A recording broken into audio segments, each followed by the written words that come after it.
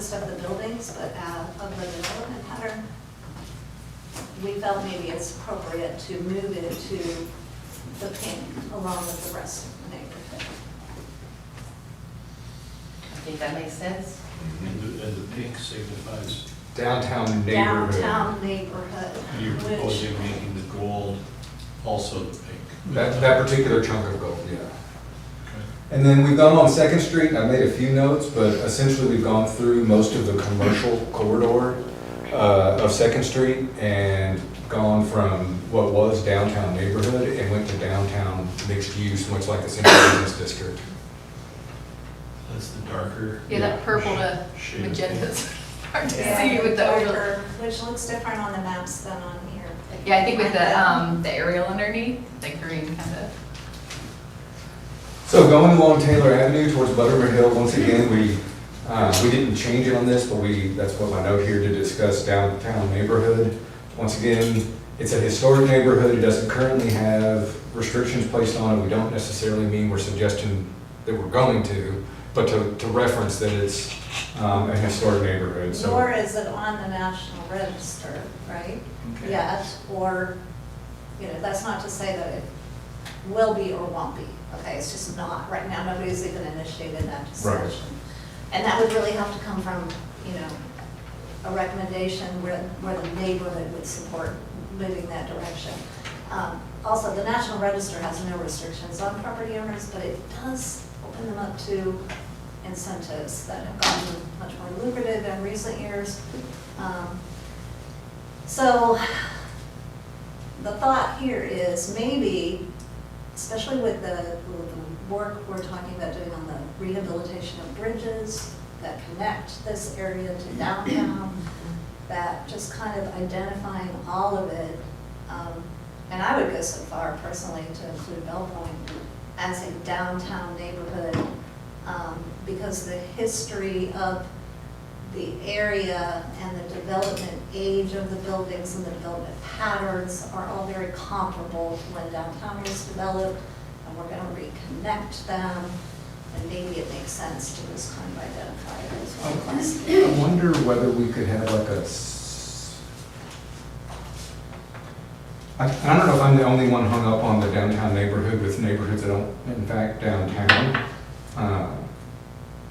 It could be like a subcategory. Or like downtown / historic neighborhoods or. Yeah, maybe the name just slightly changes and we reference. So in Or a the Home Street, subcategory, in the Home Street redevelopment plan, and whatever it was, 2008 or whatever, the original, they said that we should, and I agree that we should start thinking of downtown as more than just North and South Frankfurt, but also to include Home Street, Bell Point, Taylor Avenue, and Buttermere Hill. That gives us more opportunity to grow downtown instead of being confined in a certain small area. I mean, could we change the name to like traditional neighborhood instead of downtown, and then it could not like get people hung up on? Yeah, we would just have to change some of the language because I think there's location relative language in Yeah. the description. And I think we want to be clear the difference between urban neighborhood and this and district. this is, I think you're right. And so if it's kind of downtown and historic neighborhoods, it feels like that. And then we You can know, it's just a add defining language that difference. says, wherever we talk about it being, adjacent to downtown and all Yeah. that, we can say also there are other historic neighborhoods in this classification that are located not necessarily In the near directly vicinity kind of thing. something. I mean, it says right now in downtown neighborhoods, near and adjacent to the downtown mixed-use area, which have developed over the last century. Depending on your particular Near. personal I definition, mean, near and adjacent. I mean, both same So it sounds like approach, you're saying that like near. it's almost like you use downtown zone, not just where it is currently, but where we think we would like it to go we think it will go at some point. Well, like Vicki said, that was part of the development pattern that Frankfurt grew outside of the areas into Buttermere Hill, into Taylor Avenue, into Home Street, into, And some of that growth happened concurrently. right. I have a question. So, and I'm confused about special capital, is that just not what we're talking about right now? Special capital is the zoning district that Yeah. makes up the vast majority of South Frankfurt. The downtown neighborhood is the sort of corresponding future land use designation. So will it be confusing if we have downtown neighborhood that some is special capital and some is not? I That's think the way it is now. that's the way it is now, and that's why we're talking about either adding language to explain Maybe we that, should. or changing the title, or both, or an entire separate category, but that may not be necessary. Yeah, because And that some of that Fosway would Drive affect- frontage area is currently not part of special category. True, Right. yeah. There's land use, there's National Register districts, and then there's Right. historically zoned districts, all are different things. Yeah. And I And think then that there's would be- future land use, which is a fourth different thing. That would be kind of nice to know on the outside, just a high level with people looking at this. Like, I'm thinking about real estate, and I'm like, I don't know how I would even explain this. Yeah, can't we simplify it somehow? Well, the good news is most of these areas are also already developed. So from a real estate perspective, I think you'd be more focused on the zoning than the future land use unless somebody really had big ideas about redevelopment or something. Well, okay, that gets to my question that I've been wanting to ask here. The people who live in these golden areas on the map, and we're changing them to pink areas, how does that affect them? What does that do to the person who's a property owner in the gold area if we change it from gold to pink? What is their impact on them? From a regulatory perspective, nothing, other than it recognizes the neighborhood's historic value so that if someday the group of neighbors want to get on the register so that they can make use of tax credits, they can. It doesn't apply Right. stricter guidelines to what can be built. They can look on a future land use map and say, oh, well, they've identified it as an area that could be or has the same classification as downtown, which is historic, so maybe that's something. But it might change, if somebody bought, this is all very unlikely in these neighborhoods because they're all built out. So most of what people are doing is maintaining, hopefully, the houses that are there. But if somebody got a hold of a half of Buttermere Hill and was like, I'm gonna consolidate all these lots and get a zone change and make them acre and a half lots and suburban yards, being downtown neighborhood, we probably like, that doesn't really fit the development pattern. Okay, well, there on Taylor Avenue, there's a couple of homes that have been converted to businesses recently. Mhm. And they've, Danny Strong has given them some very bright paint jobs. Right. Is there anything in this change that would have precluded the? So, I doing mean, that? the same conversation could happen for Taylor Avenue. Right now, it's urban neighborhood, which has a very limited discussion about any non-residential uses, I believe. But that could also appropriately be an expansion of the downtown neighborhood, which does Downtown neighborhood does include. reference some non-residential uses being appropriate very similarly to our Okay, so special capital what they've district. done there, by changing it from gold to pink, it wouldn't have an impact of that at all. What you're talking about is a design guideline, and that doesn't have any design guidelines. As far as I'll- the painting of it. I'll And what read- about the businesses? Should I read the definition again for downtown neighborhoods so you all know what it is? Neighborhoods near and adjacent to the downtown mixed-use area which have developed over the last century and which blend single-family, duplex, and multifamily uses. Preservation of the existing character and development pattern is a primary focus in these neighborhoods, but the addition of complementary civic, commercial, office, or educational facilities may also be appropriate. Historic preservation has a strong emphasis with this area, including a number of local, state, and nationally significant historic properties. And that is true, it does include So that would those seem to be things. okay. Yeah. And where's the definition for the gold? In fact, Urban neighborhood? I have that up, Avenue too. is outside of our special capital zoning district, but it is included in the national district. Similar to Paul Sawyer.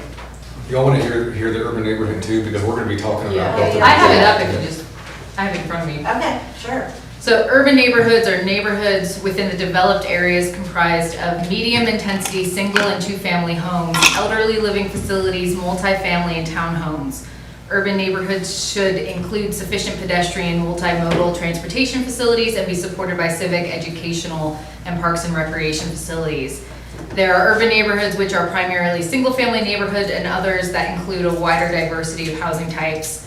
While it may be appropriate for some of the urban neighborhoods to remain primarily single-family neighborhoods, new development of significant redevelopment in these areas may include a variety of housing types. Okay, so there's no Much more. mention of commercial in an Urban urban neighborhood, neighborhood. but there is in downtown neighborhoods, so this would change. So what I'm hearing is the Would pinks. actually be better for them. Yeah, you know, the All right. fact of the matter is our historic neighborhoods have always been, to some degree, not all the same degree, but to some degree mixed use. And that's what you see in downtown neighborhoods all across America is there's some use of business and commercial use. The corner store.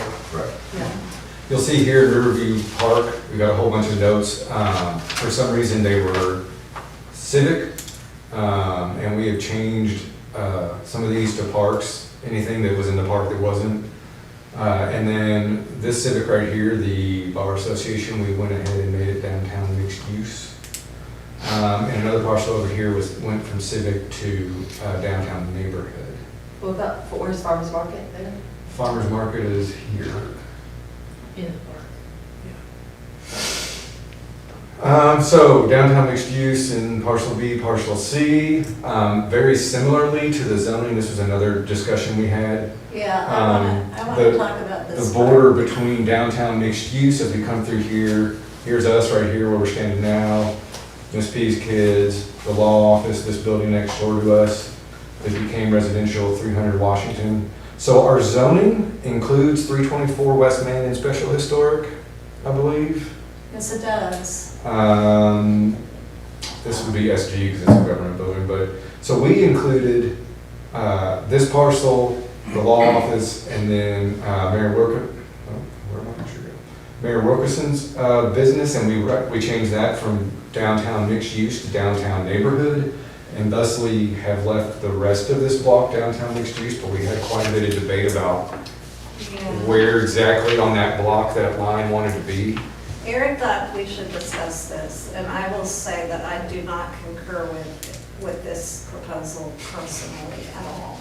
And I will get into the weeds a little bit to explain why, which might help you understand why. But he is right. The Special Historic Zoning District, which is not downtown, but the neighborhood to the west, right?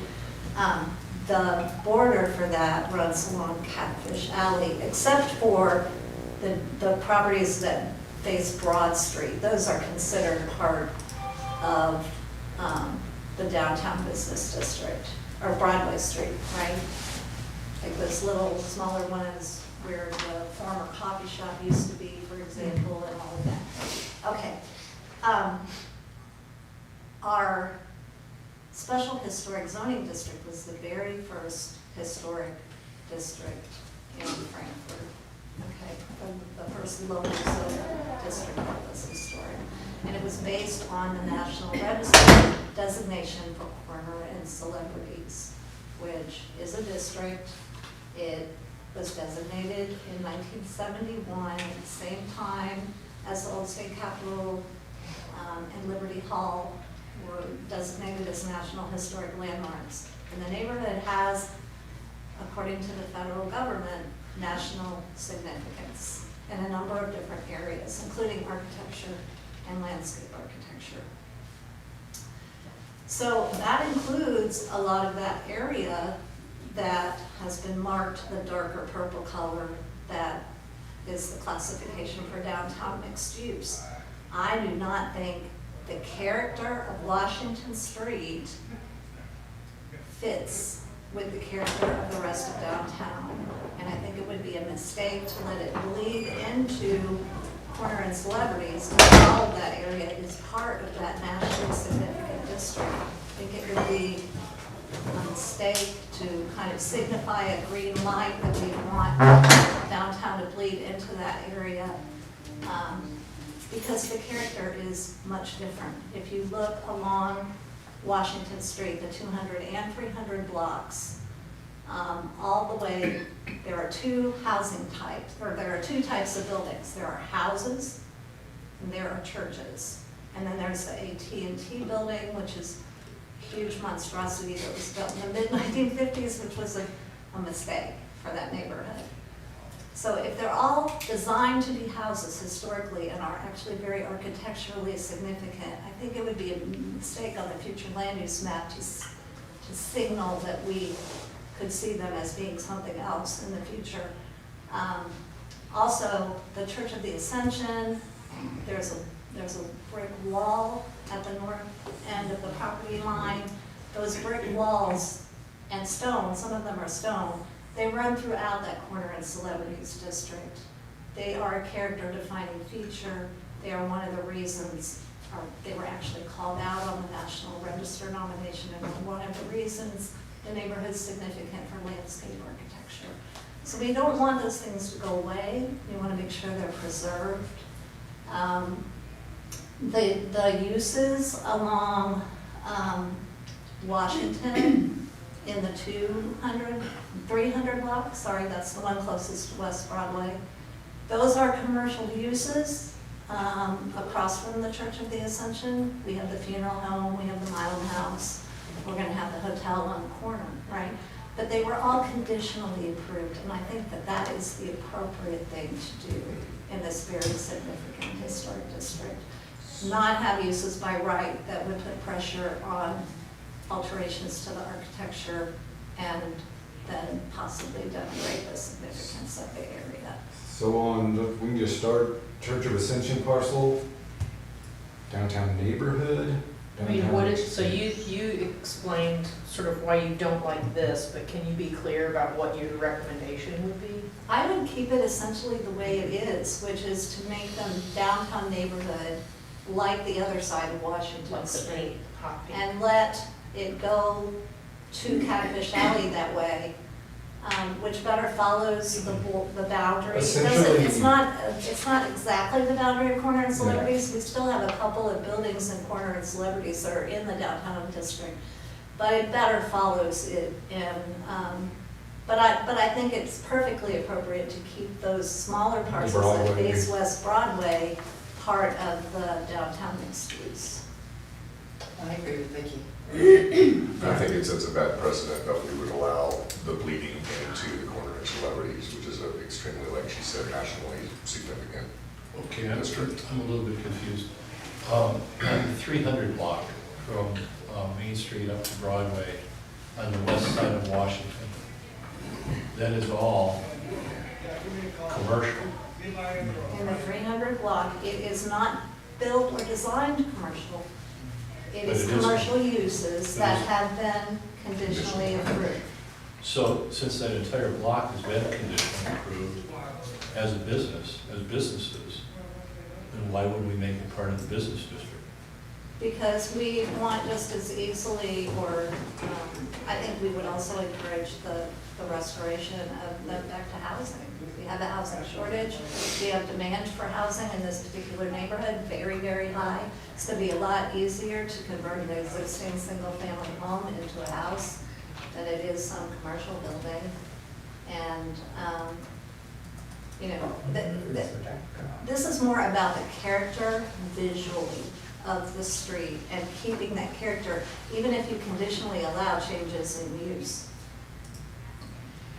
And that is the traditional way to handle Well, in that something. next block of Washington, you got a law office on the corner, you got the AT&T eyesore in the middle of the block. All the way toward, yes, the And the law AT&T office behind eyesore. that, next to that. But all of those houses on that block as well, even if they're being used for other uses, like Bill Cole's got an office in the middle of the block, that's in a historic foursquare. That could easily be somebody's house again. And across the street, the church owns another foursquare that's being used for, I'm not sure what purpose right So now.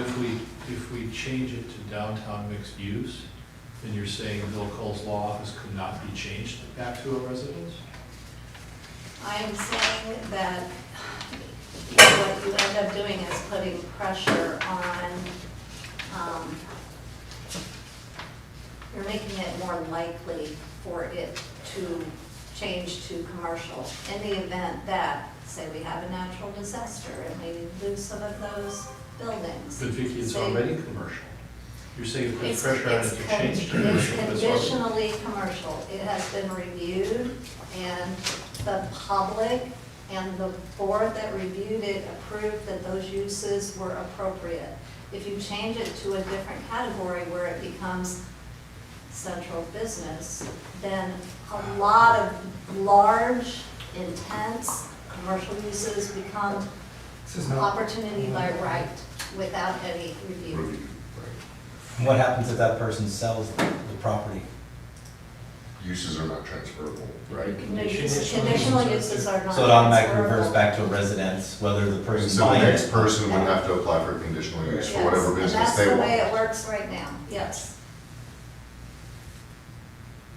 So basically, you're saying the base use is this, if you want to use it for this, apply for a conditional use permit and we'll take it under consideration. And that's how all those conditional uses happen. And from a land use standpoint, all of those uses are permitted in both of those districts. Right. Because downtown neighborhood allows for appropriate civic, office, commercial uses, and downtown allows for residential. So, I mean, from It's just a, a little different in the Yeah. intensity and, right. In the absence of a residential use, we're permitting conditionally a business commercial use on Okay, it. I understand what you're saying, not and I don't have a pull up really the damn dog in this thing fight, where it it just seems gives to me me the that land use if to it is change. commercial and it's been approved as commercial all along those 2 blocks, Like, am I having a moment But here? then, why just fight be- it? what you'd So be you saying would just is go to because these have been conditionally attributes. approved, we're now gonna let everybody by right. Isn't that letting you change it? Commercial uses There's, I along mean, that there's no. corridor. And that Let's will So see, change. you have editor on, right? You editing? Editing land use? well, there's only one resident there. That's the only house. Like, at a loss. The house across the street from that. Do you hit editor? Did you drop it The down? Macklin House. That's the only resident that's on it. But that is a residence that was formerly an office and just converted back recently to a residence. Attributes? I just think if there's any way we can Is it Um, cut off on the bottom of the err on page? the side Yeah, of I don't know historic why. preservation and preserving some of those qualities, like the walls that Vicki described, then we should do it. It's not prohibiting business there, it's just ensuring that we're protecting those special attributes for the future. What you're proposing, Vicki, would prevent Why is making itself sit in? Is that what you're saying? Yes. Yes. Sorry, well, then I'm all for it. So. Oh, wait, oh, thank God. Jesus. Very believed. I should have just said that right up front. Yeah. and maybe we add some language that says like that Washington is a transitional street between these 2 districts. It's, you know, it has a mixture of uses, but, you know, the character of that neighborhood should be Is- preserved. Yes, yes, You know, because it is the key transition. it is. And just for that reason, there's pressure, Mhm. right? But if you know, it'll just keep moving along. It'll just keep moving if Yeah. you allow that, right? Yeah. And then suddenly it'll be, you know, on Wilkinson. So other than the Broadway frontage, that block going special historic, or, sorry, downtown neighborhood. Yeah. So I would also change the church and the Thomas Todd House. Thomas Todd House In the next block. This all the way block. down the block to the pink.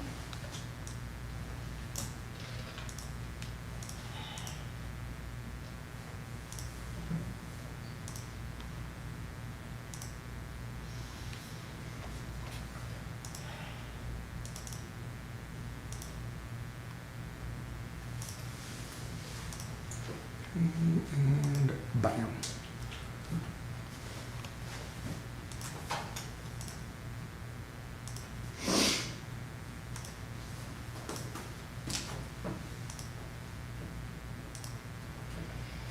And also the Goodman, well, the Goodman House. I guess it could go either way. That's the little one on On Main Street. Main Street that's right next to the corner house there. Isn't that where the first piano was made, west of the? Yeah, yeah. It's where what was made, Chris? Vicki can There speak was to a, that. I don't know the details, but there was a important piano that like traveled. What's that like? So what do y'all think about this parcel with the little house here next door to us? House. Yeah, it would, Interesting. it's associated with the Goodman House. It might even have the story on the plaque that's attached to it. So I think it is a house, so. It is a wouldn't house, Yeah. yeah. There's people living there as a Yeah. house. They said- Well, it's used as an office, as a, Yeah. Right, but it was So built. you use as as a, like a home occupation kind of thing, or it, like, does the woman who's there? No, okay. she's like a therapist or something, and, Oh, Vicky, it's the other Vicky. yeah.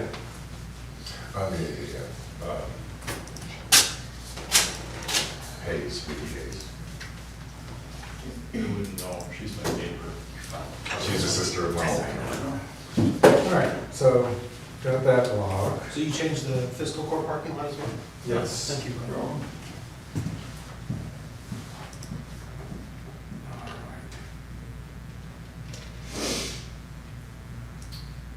So you got the fiscal court parking lot different from the fiscal court building?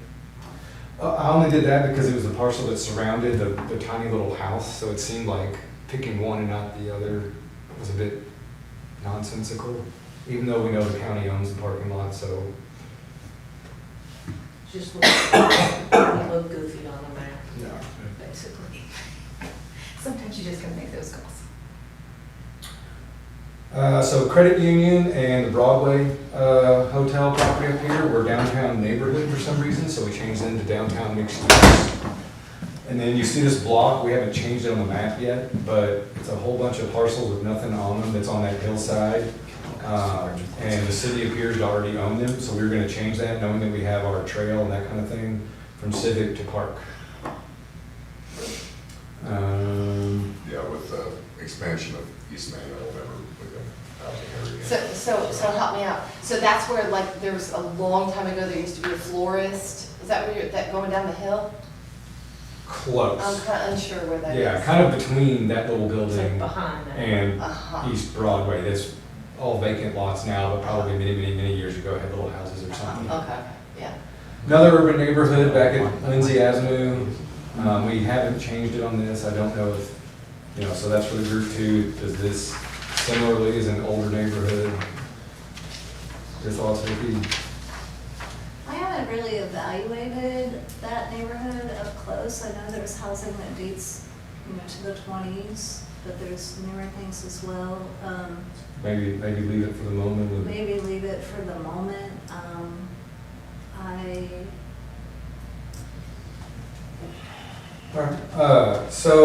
And this is something we talked about in multiple cases where we've taken parcels that aren't currently multifamily, but we talked openly about trying to proactively plan for more multifamily potentially in places. So these civic to multifamily, that's the old health department buildings, which of course, at least one of them is currently being used by the Simon House. Thank you. So we kind of thought through that and we said, well, if somebody was going to redevelop those entirely, that might be a decent opportunity right next to the offices across the street from the cemetery to do multifamily. That's a good idea. Eric, We'll give a brief history of Montrose Park. It was started by one of James Wilkinson's friends, and Theodore O'Hara's father taught school there. It is one of the oldest neighborhoods, and in my estimation, it should be considered part of the expansion of downtown. thoughts, Vicki? Well, I know that there's like there's at least one really old house, right? Yep. And then the land associated with that got subdivided and was developed in like the 30s and 40s and 50s. Yeah. You talking So- about Montrose Park? Yeah. So that, like, this is the one where I feel like, this is a potential National Register district. It is, that someone has actually, written a nomination as part of a class project. And that could be pursued if the neighborhood wanted to do that. I mean, nobody's had any conversations. Should that change the way we're classifying it here? I'm not sure. I'm not sure. We can leave it It's- for the moment. It was developed a little bit differently than, those kind of more urban neighborhoods that are concentrated downtown. It came a little later. Can we get everybody's thoughts on that before we move on there? Sure. I'd say leave it like it is right now. The road network's a little more suburban than our downtown areas. Yeah, It's less grid. it's less grid, yeah, it's a different development pattern. Mostly, it's all residential stuff. It is all Yes. residential. There might be some, There's commercial on there. yeah. So you might Which not, is appropriate. if we were to change it, we might not want to change all of this. No, I would only do it on, from, What's legitimately Montrose yeah, Park. Right. what's legitimately Montrose. And pardon my ignorance on this, because I'm 12 days in, new position in life, this is my first meeting, so crazy. Give me some patience. Does this also display what is state property? You know, like, I know like where Farmers Market is on state property. And So you see it does in two Okay. ways. We have a civic and institutional facilities future land use Oh, designation, okay, which is okay. blue. But you'll also see that there are lots of government properties that we actually haven't colored blue, but they'll still be hatched.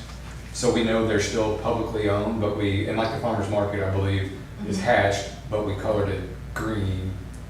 Yeah, it's part of the park. I don't know if it's Okay. hatched or not, but it was part of the park. Leave it green. No, we actually put downtown mixed use because if the farmer's market ever leaves and the state ever surpluses it, there would be development potential there. There you go. That's why I stopped speaking when I said that. I said, that's not accurate. But we've left the big old state office buildings and the old Capitol and the History Center as civic. We've left SOB civic, but then some of these other state-owned properties with those parking lots and things, we've taken a neighborhood mixed use. That's Home Street, we'll get to that. Okay. The cemetery, I believe, was civic before, and we made it all parks because of the way it functions. I've had many planning processes where we've had long discussions about whether cemeteries fit in civic or parks. It is definitely one of those like uses. Yeah. Yeah. I think our thought on this particular cemetery was its park-like setting. That makes sense. That was, yeah. Didn't change a lot in here, recognize the multifamily. We cleaned up a few parcels in here that were just errantly residential neighborhood instead of urban neighborhood. And same with a couple parcels that are little churches, and rather than be civic uses, we changed them back to the same as the surrounding neighborhood, just as we've done in other places. Then we get into the commercial corridor here of Main Street. Can you go back to Montrose Park, please? So this is all. Because I don't want to leave that until we get some closure. I don't think, well, this is where maybe our classifications, I don't have a problem with leaving it urban neighborhood because I don't feel like it is either the same development pattern as downtown, nor is it currently listed on the National Register, so I'm not sure it's appropriate to emphasize preservation at this point kind of thing. I feel like the urban neighborhood category does adequately define if you look at the definition. I feel like it's also beginning to get just far enough away from downtown that it doesn't feel like adjacent. Right, it does not feel. It's a kind of own thing. It's kind of its own thing. I kind of feel that way too. So, can I just ask, what would it be if it were just what John recommended, just the Montrose Park area, not that entire area that's gold? What would it? It would basically be. It's like Everything yeah, it would along be the that, which is all single family. Uh-huh. So maybe, you know, That one that up front, kind of small fits T. the residential neighborhood category. I don't know if you want to give it some other classification just based on, what are we doing that, based on the fact that there has been some identification that it could possibly be a historic neighborhood that is actually designated, that potential exists, yes, but I don't know if that's, do we want to mark that on our future land use map? I know that we've talked about having it a separate historic map. where we Maybe identify. Identify some of these things. And I think it would be smart to probably identify the existing designated local and national districts and then maybe potential. The eligible ones. Yeah. I think you're right, maybe that's a good way to handle it for the plan. And then the land use map doesn't get as And then the- cluttered. So my, just one more reaction here is that I always feel like after I pass that area with the university and the graveyard, that I'm going into downtown. It feels special, it's starting to get, so to me, that is a special area, and if we're including across the river on Buttermere Hill or Taylor Avenue or Bell Point, then this, this fits in that kind of envelope around that downtown area, because I do feel like it does start feeling different. So It is- anyway, I would. It is true that we've improved the connectivity, so now you can actually sort of walk there from downtowns. The rest of everything else was all farmland. These were the extensions of neighborhoods from downtown. I mean, just because it's up the hill doesn't make it any more far away than across the river. I don't know, I just want to see similar logic. Then you're gonna have to change the other ones you go down the hill, won't you? Which Arlington Heights was the same thing. We don't have, I don't, yeah. And these all development patterns aren't gonna, be, just because Bell Point is a little closer than this one or not, the logic is not gonna make sense necessarily. not just the distance, but the Like the topography. development patterns of how it's developed, like just because we're gonna go, okay, 1 mile this way doesn't mean we should also go 1 mile that way. It didn't develop like that, it developed, Right. yeah, organically, Right. randomly. sometimes. Yeah, this area did develop a little later. And I would. Maybe not all the buildings that front East Main, but certainly Montrose Park. Given the uses that are there and some of the more uses that go with a downtown neighborhood, I wouldn't want to change that to that because it's all single family up there. That will open up some more like conditional That's true, uses. if you go for- downtown neighborhood and somebody tried to get a zone change to something else to do some kind of office use or something, I think most of us would be like, Yeah, Right. that's true. so. That's And true. that doesn't mean that just because we're not saying that it should be preserved here in this specific future land use category, doesn't mean that it still can't be. Like Vicky was saying, you can have that other map I think it's- identifying that. Right. Yeah, that's So where if it's we are tough. gonna apply for National Register, we can reference that. Right. in It's our tough application or with something like that. these kinds of neighborhoods as we go around, because on one hand, you like the idea of including and referencing the value of historical nature, but like, we don't have to overthink what that's actually doing for them, Right. because we're really focused on land use. So, question. So, I'm good with Montrose Park, but you've got, other down there, you've got multifamily that's not marked at all, and it's a big building. Why wouldn't it be multifamily down in there? There's, It is. it's the big one and the one next door, yeah. The old hospital. Yeah, good catch, we didn't catch That was a that. hospital? Mhm. King's Daughters. Both of those, That, because that that could be a one good, is owned by two, I Areas. think both of those together are sold together, because they're so close. I think the one to the right too. To the right or to the left? The one you've got, yes, and then one to the right, I think they sold them together because there's no access in to that one. Okay, but not this one? That is the That's a old little- Frankfurt, Yeah. and so that's multifamily now, it's all rented out. Is that Ken Bates' property? Yeah, but it's not a multifamily neighborhood. No, But, if I mean, that in was what all we're talking- gone, it could be, because you're right there. I mean, urban neighborhood Pyramid allows does for allow some. for some, it does allow for multiple. It could remain. But I will say that this particular building, I think, is big enough and intense enough of multifamily that it does make sense to me to change that to multifamily. Multifamily zoning. And then the This other one, one- or whatever the I group mean, thinks. if that burned down, that'd be a great place for multifamily. Right. Right close to downtown, we've got the infrastructure. So this group, is that out of, I think that one went together with it, because there's no access into it, except for that one, and I don't know if it's deeded. Is that the little but White House? structurally it looks. Yeah. And I think that's 3 units actually. Yeah, I think so too. I think it was all one It was person all bought one. all of it It was a together. house. I'm gonna But that- suggest that that might be the good breaking point between the two, because it's built as originally a single-family home that's been Right. converted, which is cool in an urban neighborhood. Yeah. So maybe that stays. Mhm. So you just thinking those two going multi? Yes. I think it makes sense. I mean, that would be a great parcel there. And if you're planning a fire anytime soon. I'm just saying I agree. That's up on Hoover Road. I know What's some to the people- left of that, those two parcels? The rentals. I mean, does it To the make sense left of that- to continue that multifamily to I those No, two? because isn't that where you go to the, The old monument. used to be the monument that now's the guy's workshop? Yeah, that was. Is that on your range?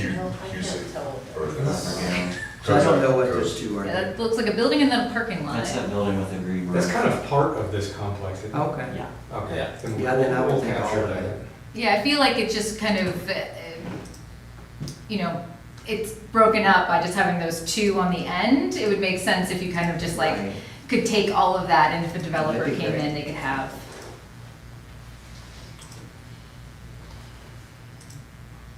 But if you do that, I'm in favor of multifamily. But if you do that, are there any protections for that historic building that used to be the old hospital? Yeah, that's completely different. Well, like issue, the land use designation versus the historic designation. Yeah, and we don't have any current protections on it now anyway, so regardless of the land use designation, wouldn't change what would happen if somebody came in with a demo permit. Right, we wouldn't have a way to stop that.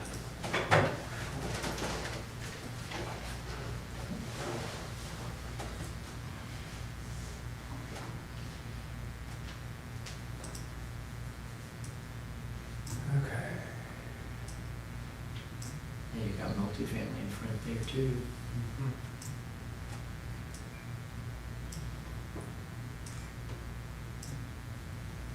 So talked a little about Langford,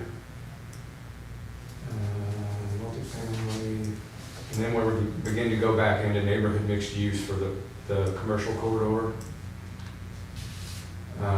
Obviously, to multifamily back here from Civic, that's the housing project back there. But not a heck of a lot of changes in here. There's another property that was shown as Civic. I think it's a church, maybe? Yeah, it's the KSU student organization, Ministry Baptist or something, Methodist, I can't remember. It's got parks and open space on the left-hand edge there. That's part of this parcel going down to the city parcel where the trail is, and this is a big drainage area. Basically, nothing's gonna happen in there. But it's individual. And we've got a bunch of stormwater and sewer stuff that comes through on top of the topographical constraints, so. Because there's some beautiful wildflowers and native plants in there, also being choked out by invasives. Most of this still urban neighborhood. The mobile home park here, we went ahead and made multifamily.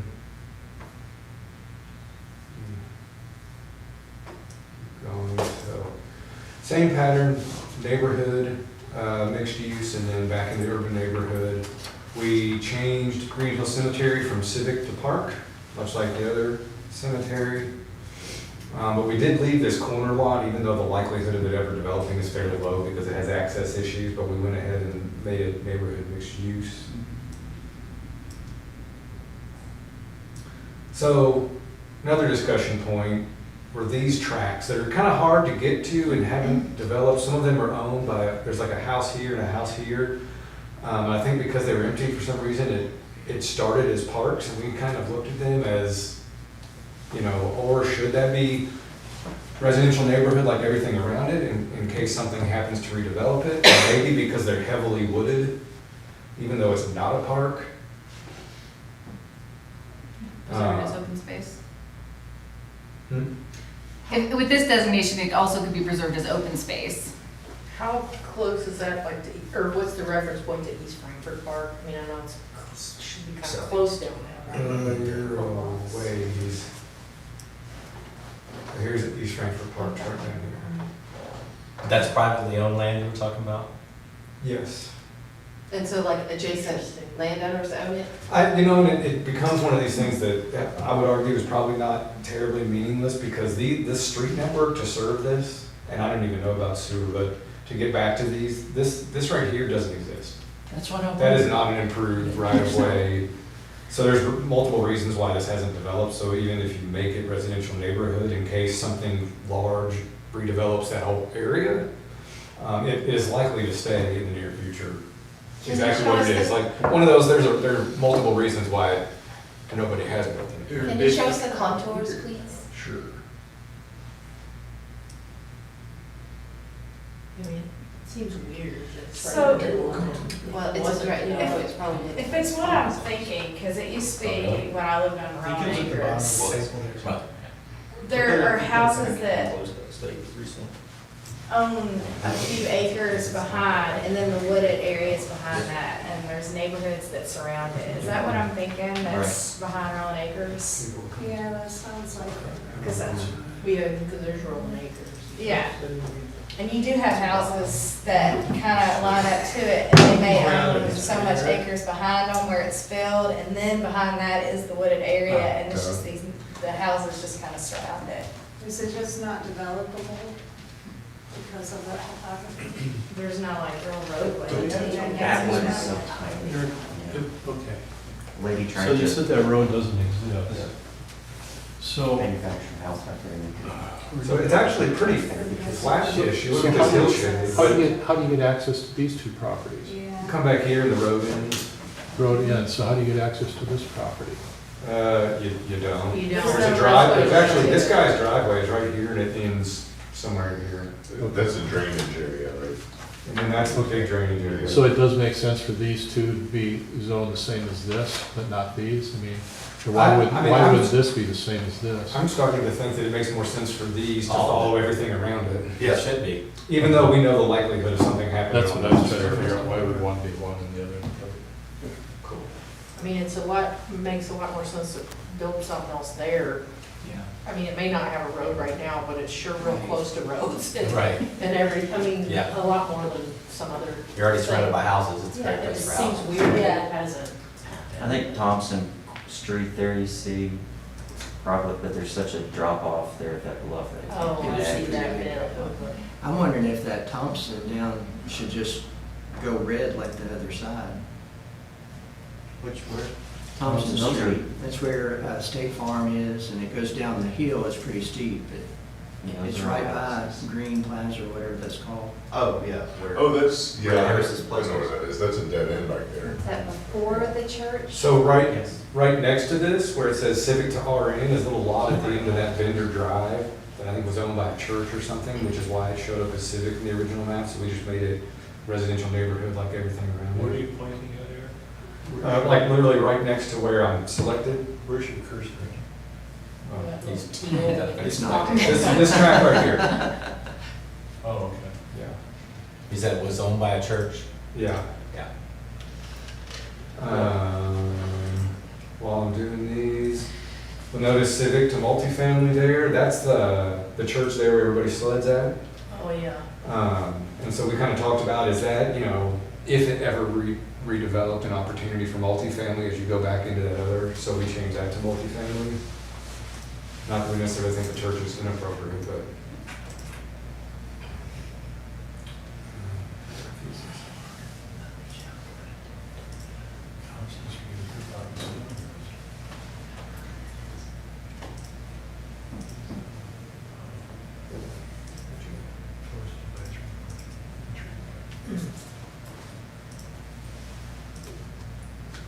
Just a couple more rows in here.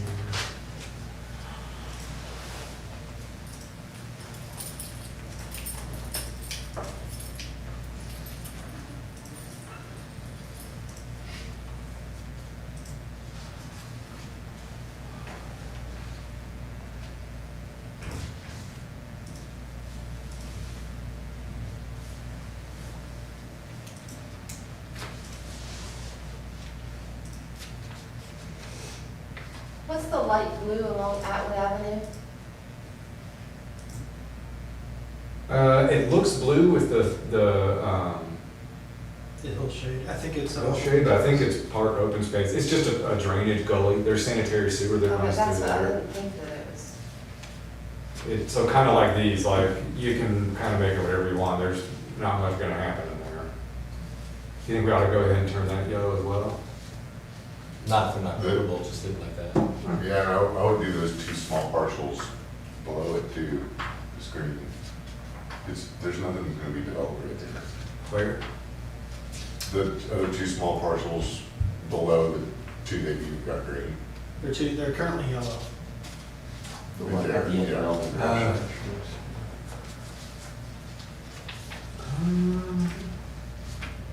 Ooh, that's. Oh, that's one parcel.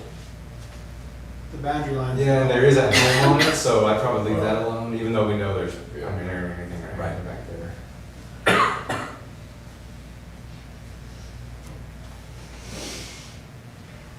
Okay. We've already done this corridor before. Well, we talked about, or I talked about Thompson. I think we've gone this far down before. Eric, Yes. Thompson Street. Did you change it to red or? just Uh, show there? where- You've only got that edge, right? Might have to zoom in a little. I'm missing it, where's Thompson? Thompson, just Oh, right there, there. that It's really small. There it is. About that corner being red, it's adjacent to red. Front and back. Because that's still not a huge hill there at the top. Well, So there you're is thinking houses- these there are roads? houses in there. There are houses there. There are houses there now, Yeah. but the other one being already Small. mixed use. That's mixed use because of East Main. The other one is the electric. That big red parcel there is the electric grid, isn't that the electric? This? No, that's Yeah, the that's shopping shopping center. Oh, okay. That's why I'm wondering why red. So you're arguing that all of Thompson Street should be red? Let me read neighborhood mixed use here. Yeah, There are houses on it right Yeah. now. They're all little single I family. would caution against it, especially because I think that neighborhood, Yeah. I know along Green Hill and close to the church and cemetery is associated with our African American community. Yeah, Bobby's phone. And so we should be thinking about what that would mean for the loss of whatever might have Is that- associations there. That street doesn't have great access. It's kind of a blind entrance. We want to encourage commercial use down there. Yeah, it drops off. It's hard to drive over there. I think that's all of that area that we had to look up. Just making sure I don't see any no It's a hazard. line here.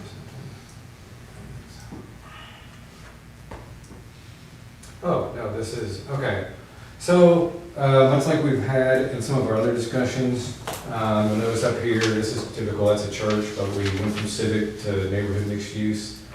This is back Lairland, this is the school. But it's a large parcel and a lot like the sort of west side school campus. It kind of led us to, if it doesn't want to be civic, what does it want to be? And maybe it even becomes a combination of things. Maybe there's some frontage in neighborhood, that's neighborhood mixed use. Maybe there's even some multifamily as a buffer into like a single family part of it. Kind of the same discussion we had about the west side. So you're saying there's nothing on it now? There's a school. No, Vern.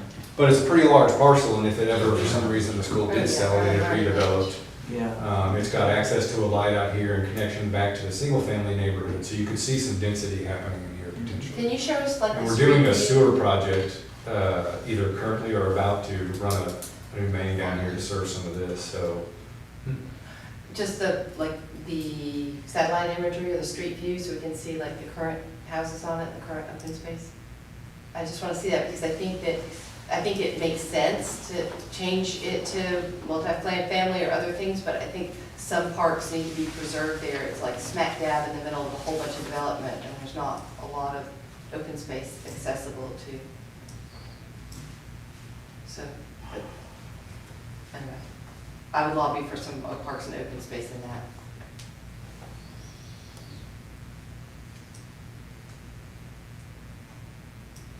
If we change it to anything else, and let's say somebody burns the school down. I've already got another job, lady. Let's just say that. Do you know a guy? I heard somebody knows a guy. Okay. if that happened and it were any other future land use, and it was decided, well, we really need a school here, actually, then could they still put a school there Yes. or not? Okay, School district doesn't have to listen to us. okay. They do their thing. So as long as they owned it, they can do whatever they want with it. And generally, schools are like permitted in residential neighborhoods from like a zoning standpoint and things like that, so, We hadn't really talked about that. yeah. One thing I don't like about that area is it's a nasty ingress and egress.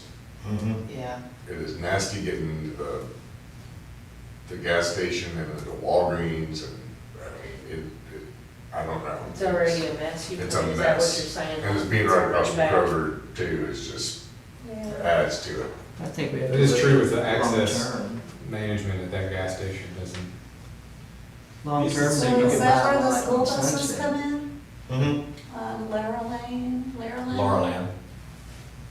Couldn't, I mean, if somebody really wanted to, couldn't they just buy a house on Sunset and a house on Hillview and open it all up to multiple lights and exit? Perhaps, and Sunset's a pretty significant.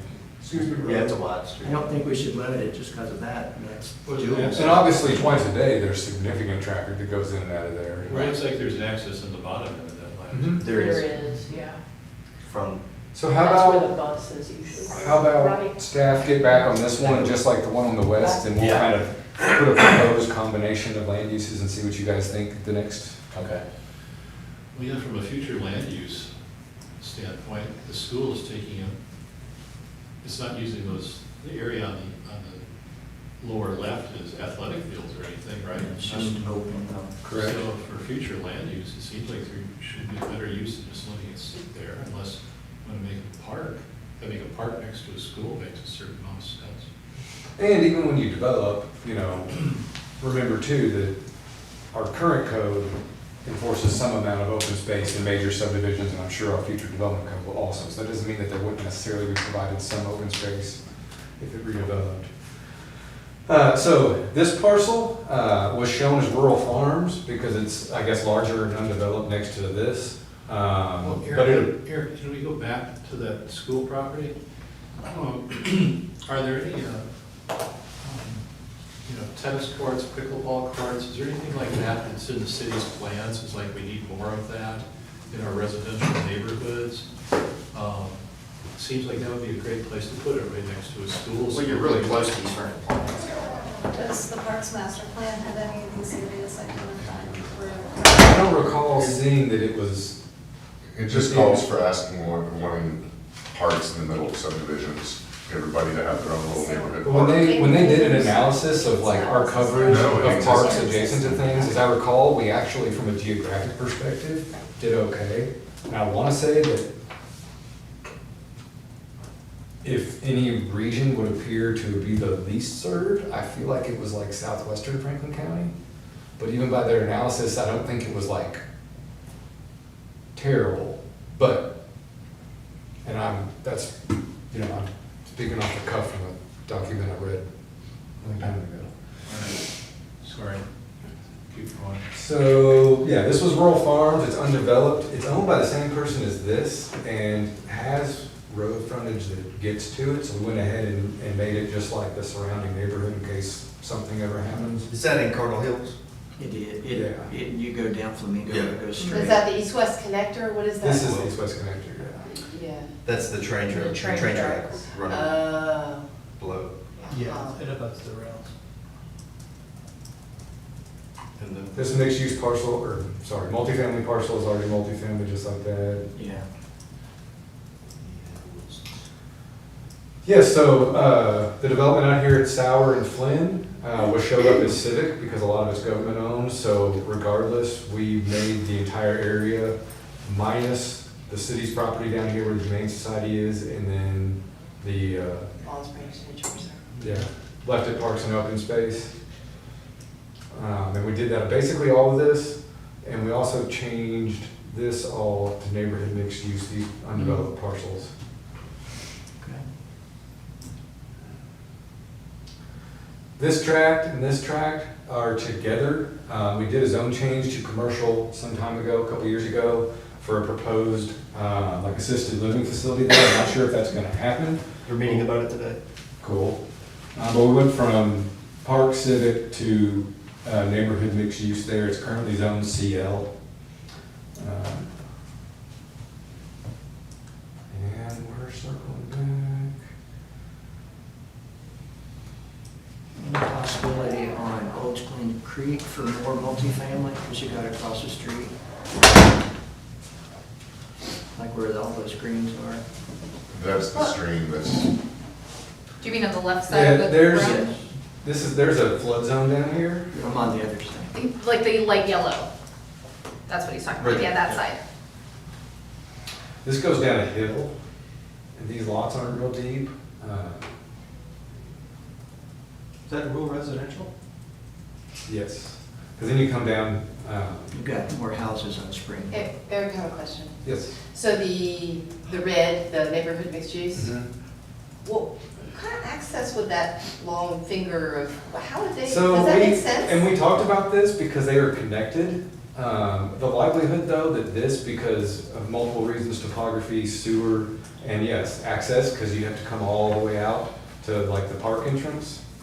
So the proposed development wasn't really, that we had before, did not include using this. It was all gonna be up here with the main access, where it currently is across from Athletic Drive. And because obviously you're not gonna get, I just don't think it You're not- makes sense you're to not gonna have get that, I access. don't think it makes sense to have that southern portion zoned that, just as Parks open space, next to maybe? the parks and the drainage and the access, it just seems really weird.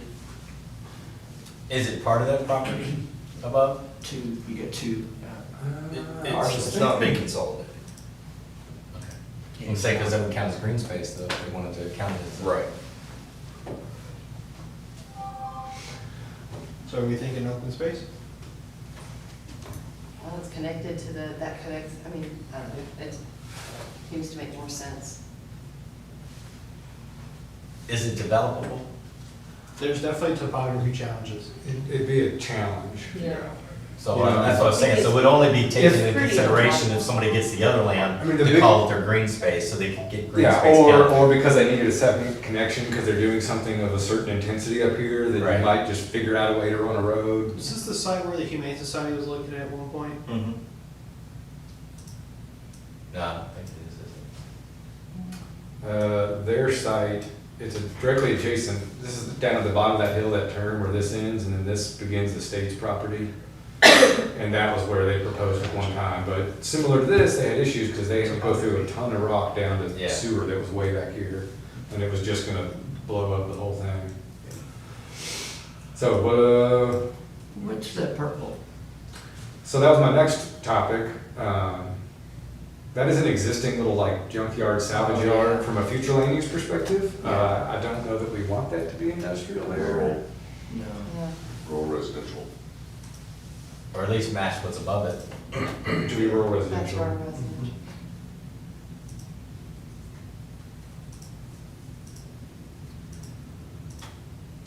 For the love of heat. So there's sewer out there. That wouldn't be a good thing for multifamily since you got it across the street and sewer. Two exits. Like this site? I'm thinking of all those lots above there.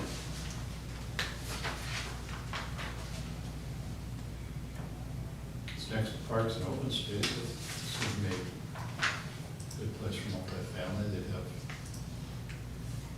Let me get the. Topography, it's gonna Major trail off at issues, the edge. Are there houses there now? It's No. hard to tell. There's a house here.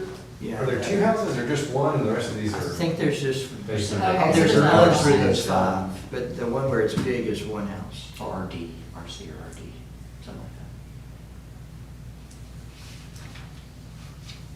So when is that one block considered? They have really great views of the Capitol. Because it from there. It's already developed. Brown. It's already there. This blue is strange. It's Those are the ones So that they can we get closure on the other thing before we move on, Eric? I don't mean to change that to so this green, guy, but- where are we at? I mean, I kind of agree that it can be potential green space for the property. We're not expecting anybody's really gonna try to develop it. And making it parks and open space, to me, wouldn't necessarily mean that any future development that needed something on it couldn't happen.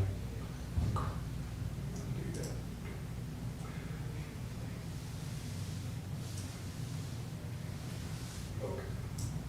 Screwed that parcel up. I think it also offers a little part, preservation of the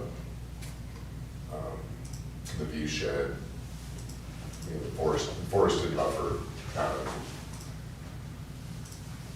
Here's a nice stand of bush honeysuckle right in there.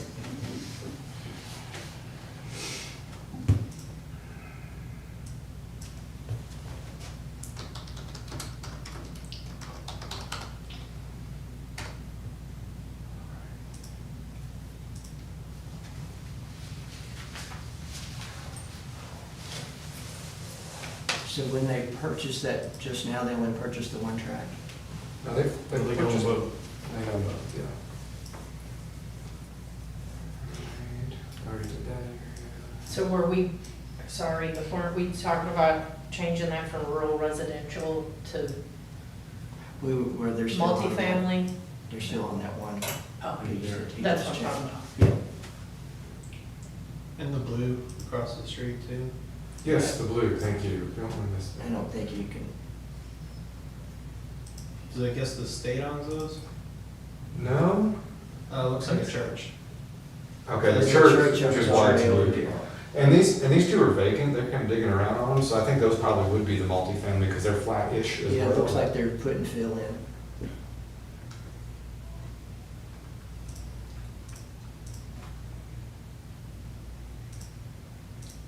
And honestly, maybe even the church parcel. It's pretty big. I And think they the- own above that too. On the other side of the street, that's zoned rural residential now? This side of the street, the future land use is rural residential. The zoning, I think, is like RB, RD, something like that. But if you have multifamily on the one side of the street, why would you not want a multifamily on the other side of the Okay. street? Because those are fairly small lots and then the topography goes way down the hill here. So I kind of think what they are in that particular, on that little ridge where they are makes sense. Small road. And they're currently single-family lots or whatever? It's a Yeah. country road. So when you go above the church, yeah, right there, I think they own all that too. Mm-hmm. And I think it's a weird little access. That used to be their there. entrance or something.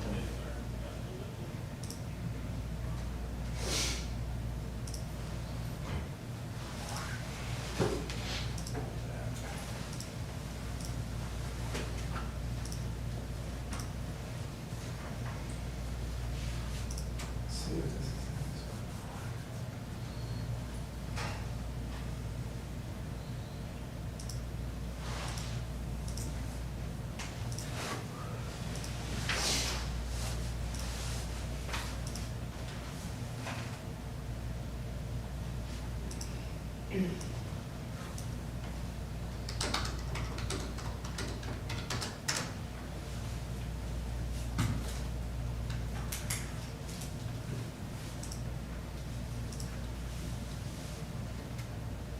What about that tiny little piece now that's left in the middle?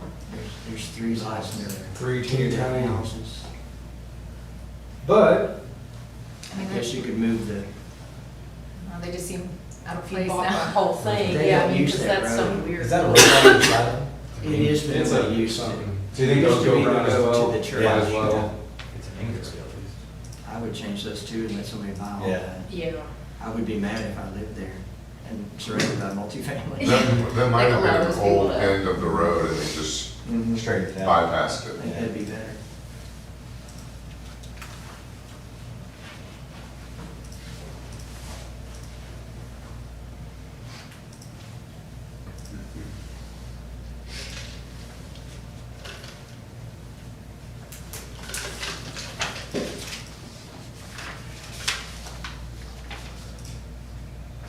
Is there a little sliver of yellow on it there still? Yeah.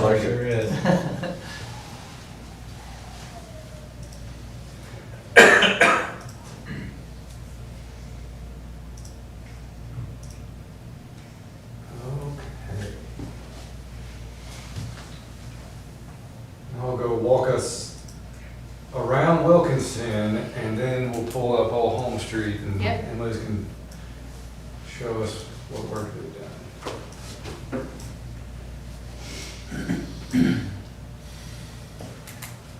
So this is Ken Byron's here, privately owned property, tourism owned property. This is zone plain commercial currently. That is zoned industrial. We've made neighborhood mixed use here, and that was kind of a theme to go in this corridor, because, you know, we've seen recent development along there, really connecting kind of Buffalo Trace to downtown.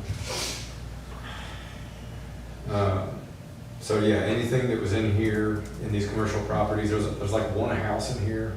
We went ahead and made it neighborhood mixed use. What are those cutouts? There's right where the drives. Why the parcel ID, why the parcel map cut those out specifically, I don't know. I don't think Are it's those right away. exempt, like part of the right of way? And that's why they're showing up They like could white? be, and that might be where they got it. It kind of looks like part of the right of way. So we had some discussion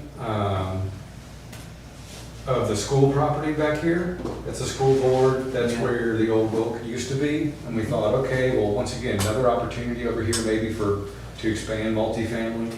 And then closer up to the front, maybe a mixture of uses, neighborhood mixed use, if the school ever sold that property. Church owned these, so we made them from civic to neighborhood mixed use right there. That's what Buffalo Trace bought, isn't it? A whole series of these parcels, yeah. Yeah, so. All the east side of, and they're about to buy the two down southwestern corner. Yep, planning on buying all of Fraser Avenue neighborhood. For what, I don't know. Just. So a couple of these Well, On Add the east buffer. side? I On heard the it's east gonna be like side? a park or something. Do they plan on building a park? They haven't disclosed that. So Fraser Avenue adjacent to them up by the purple or on the east side? They're, All of Probably. them. all of them, they've got They- contracts on all of them. No, they do not. Or, well, they're working on it. Yeah. Working on it. They've only got contracts on the southwestern corner and everything on the east side. I've heard the proposed contracts to several people over there. But not the church. Yes. No, The church? No. I thought it sold. which, the church is on At the, least on church. At least not church. So the rest of the corridors, you come around, we kind of had a lot of discussion about appreciating Buffalo Trace and their potential desire to get parcels along this frontage and expand, but also whether we really wanted all this to be that versus neighborhood mixed use. So some of these are state properties that we went neighborhood mixed use, and then some that are more directly adjacent to Buffalo Trace, we did industrial. So like the southern states and the state properties there, you've included industrial now? On that side, yeah, until you get over to this state property, and then we went to, mixed use. Yeah, it was the cutoff Lewis Ferry.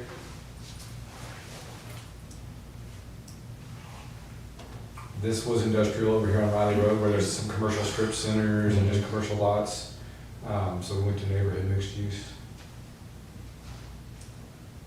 So can you show us what the industrial zoning is before this map, before this proposal? So we What see the how, zoning like, is, big- or the, you mean with the current? Future land use map. Current. Yeah, the current future land use map. I Sorry. don't know if we've got that on this. I don't think Just to see how big this expansion is. I can't envision it. Really, the only expansion in this area would be, you see where these hashed are, that Okay. are now purple instead of civic? And we reduced. So all the rest of it is All already. of this, I'm pretty sure was a lot, that's already their facility. And we reduced some of the purple on the south side of Wilkinson to more, neighborhood Neighborhood issues. mixed use. Right, yeah. I But think that's good. Buffalo Trace has had a significant expansion of parcels. As I checked yesterday, it was something like 26 parcels that they own now. That is a significant expansion. Does that include like the Dobner Farm and all that? Yes. And that's only, what, 2 parcels, Dobner Farm? Yeah. Once again, large church building, went from civic, and we decided it's a bigger parcel with okay access. It's an odd little drive here, but you do have multiple connection points. So into multifamily, and then, if I can pull this up for Liz to talk about, we'll start coming down Home Street.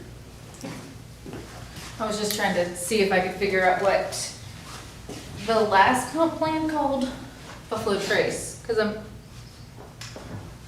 Would I put this in this computer or Robert's computer? You could put it on that one and then we can get out of the log me in part. Would it be easier if I just went and We stuck it can, in we can Robert's? minimize log me and then keep it up.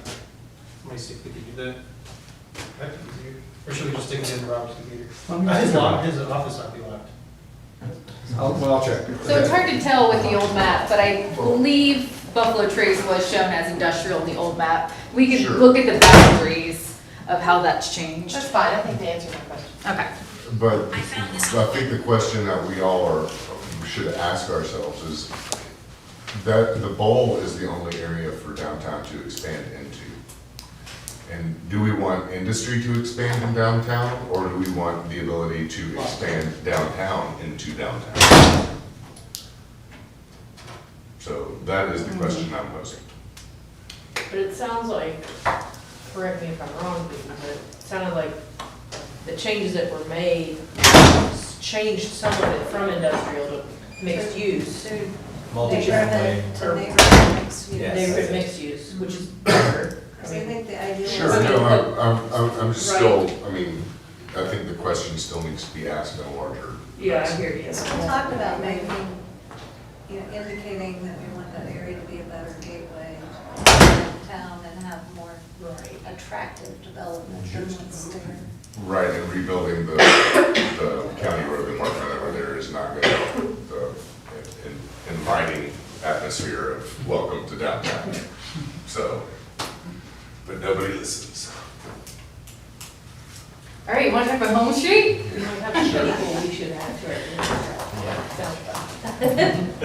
Yeah, so for the past couple months, we've been really digging into Home Street at a very granular level. So we have a series of documents that we would be glad to share, all three of these documents with you all, and I could do that after this meeting.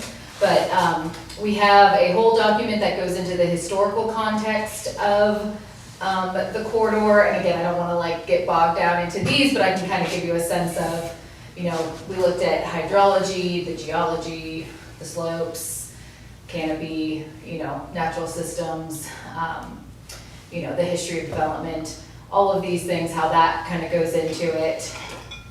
We also did an existing analysis and opportunities, so this document kind of goes into all kind of the existing assets, the existing land use, the land efficiency. This is kind of interesting. This is based on the net taxable value. A lot of these are exempt because they're state, but it kind of shows the potential of what this land could be if it wasn't exempt. Again, so I'll forward all this to you. You guys can dig into it. If you have any questions, feel free to send those along. I think, today we really want to focus on the future land use. So this is connectivity, all sorts of things. So from a future land use standpoint, let's see if I can go full screen. That's a little bit better. This is the boundaries of the Holton Street study area. So this is, obviously Holton Street. This is how when it connects into Main Street, Broadway. So the idea is that for this plan, so kind of regardless of where this information lands, we're using the same districts here as the comp plan because we want all of this to coincide and talk to each other. And so the concepts around here, and I'm going to use this map, I think it might be easier, is that this, I feel like we're calling this the downtown gateway. So this kind of area, right, with all the civic buildings, the transportation cabinet, the church, that's, I don't know, whatever state income tax or income State office building. Yeah. Justice Cabinet. Prioritizing that area as kind of the downtown expansion area, downtown mixed use, and then transitioning it into, as we get into the corridor, that the parcels facing the corridor would be neighborhood mixed use with the residential behind being urban neighborhood. And then that leading to a key neighborhood center. So this is there's a park back here that has like a sad little playground and nothing else. That is kind of a key, it's owned by the school district, I believe. I don't remember if it's the county or the city school district. It's a city. And so that's been kind of a key thing that we've been looking at is that parcel and how this connects. This also goes to, you know, the parcels facing, you know, homes on both sides.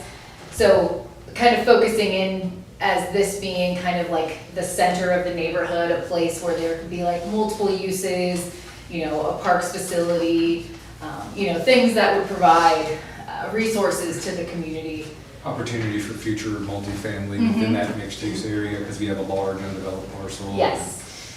And we, They're on the whole street. once we kind of do the overview, we do have concept plans for these key areas, the downtown extension area, the neighborhood center, and then this purple area over here. So that neighborhood center would kind of go into more urban neighborhood. We see kind of this being the like kind of demarcation line of the existing industrial and kind of office uses on the south side of homes, transitioning over time to not that use and transitioning more to a you know, a residential or mixed use, but then allowing kind of as you go north up the corridor, allowing some more of that kind of light industrial employment center happening. But that would be obviously a change from what exists today. And where's that current grocery store, that little market? Which one? The Dollar Dollar General? General? The old one. The old one. The Dollar General or the new? I don't No. know, it's up there in your neighborhood center. It's in here? Is it correspond with that? I thought it was like closer to the industrial. I'm just trying to orient. Yeah, that circle kind of encompasses a couple of bars, the big school property, the sort of industrial looking building in front of the school property on Home Street, the junkyard across the street from it. The corner right here is where there's like that blue tire, there's a big blue tire out front. So that's this corner right here. Now they're going in, Willie Hensley's someplace, supposed to. Liz, can you explain some of the environmental connections to Cove Spring from the Home Street corridor? Because I think that's gonna play a part in understanding future land use in that area. In terms of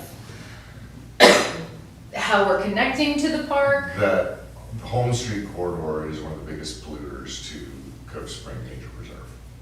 It is the biggest polluter to Cove Spring Nature Preserve. And so having to decide future land uses in this area will impact Cove Spring.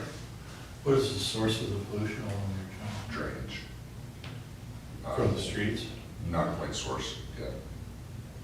Yeah, that is not my area of expertise. That's where Sarah and her group is really focusing in, so I don't feel like I'm informed enough to give you a real answer on that, but I know that they are looking at, you know, the drainage and you can dig into those other documents and they've Yeah, been. and much like, you know, Second Street, when we eventually, fingers crossed, get a grant to do the actual work, I mean, part of that will be, you know, We'll sanitary have to sewer go fix separation that. and That would be Right. right. stormwater improvements and, I mean, there's a lot Stream of. restoration, get rid of the concrete. but only a portion of it drains that way, doesn't it?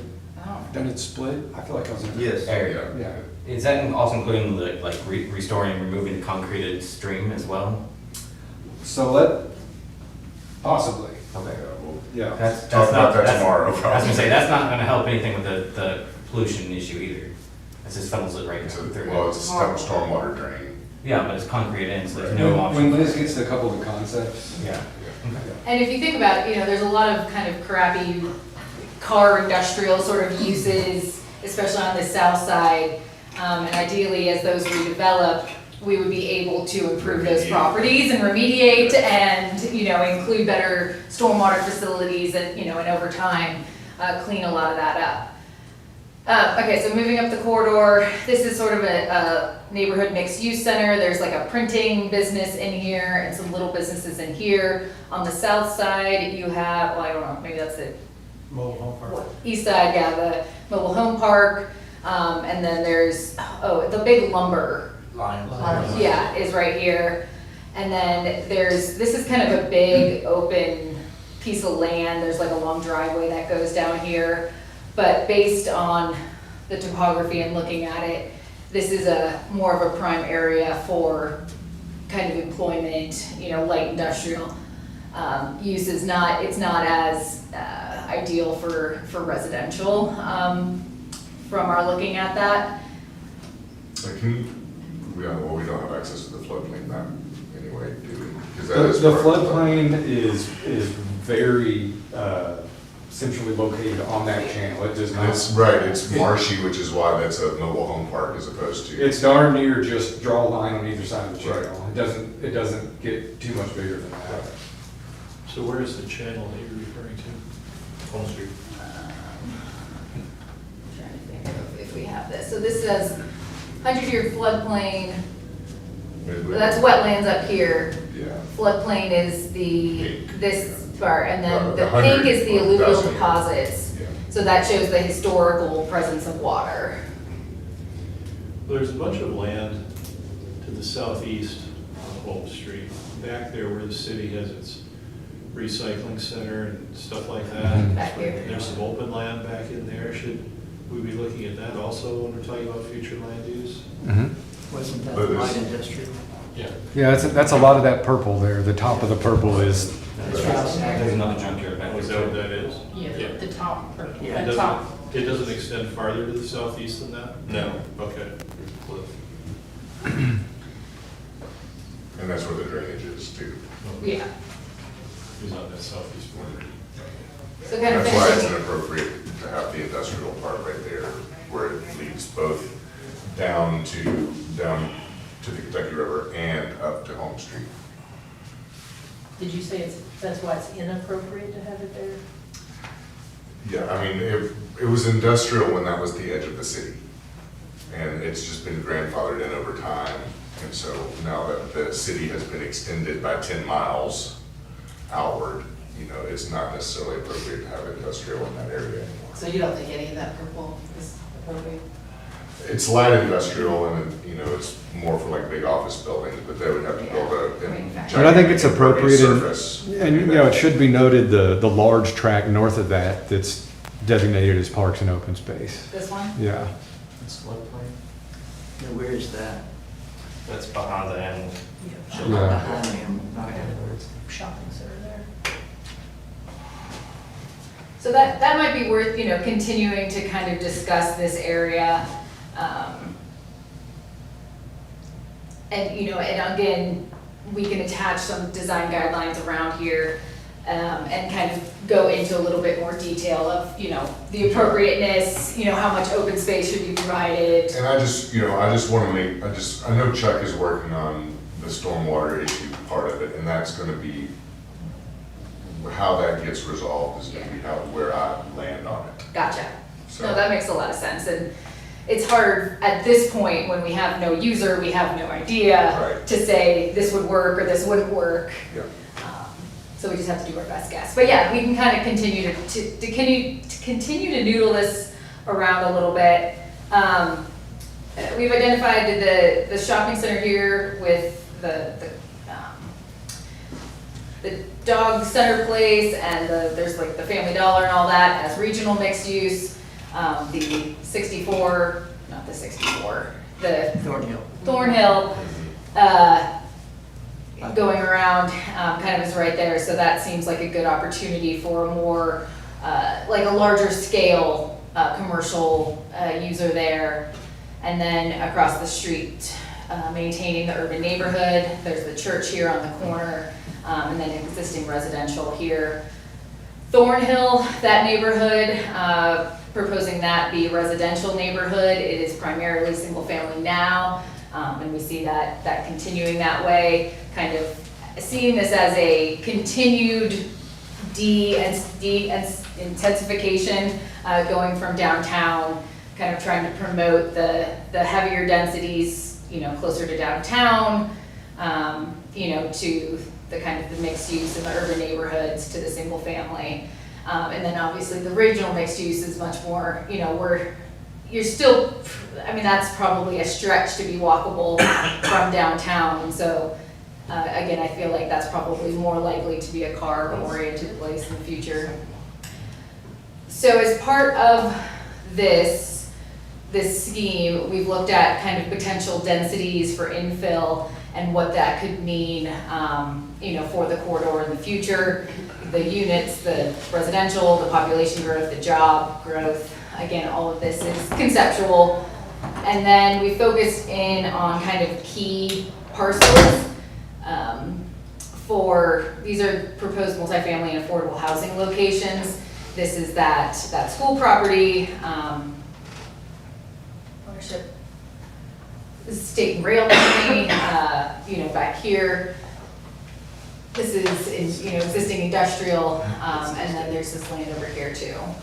So those are kind of the key areas. HUD, through our discussion, requested 7 to 8 acres to be dedicated as affordable housing along this corridor. So we provided kind of options for where that could be located. It also could be a mix and match situation. This is kind of the walkability, the quarter mile radius from kind of these key residential areas.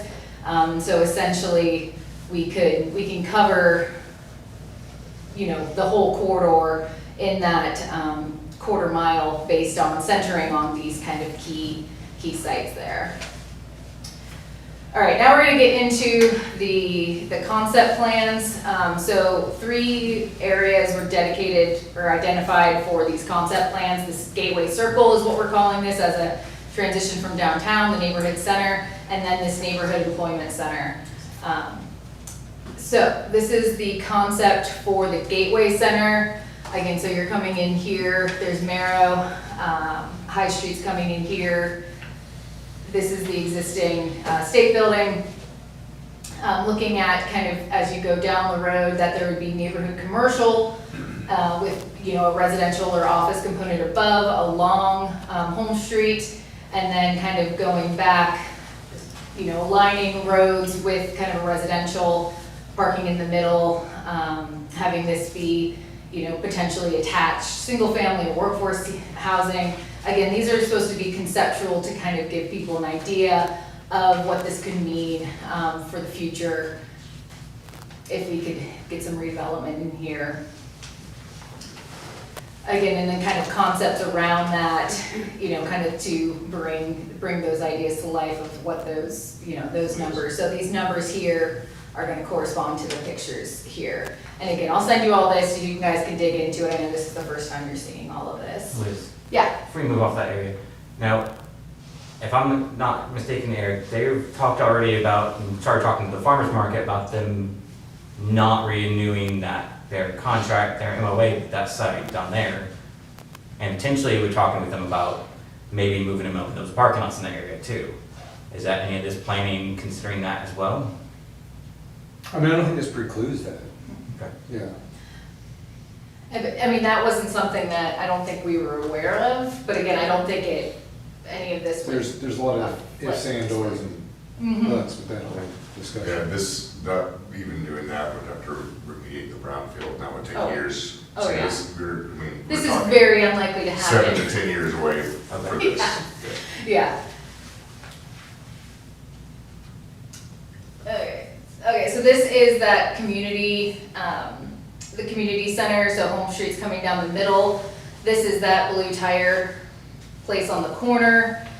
So the existing park is basically this. And so this proposal kind of creates a new community lawn, community park in the center with frontage on Home Street, with a potential dog park and a potential play area, but a lot more visibility.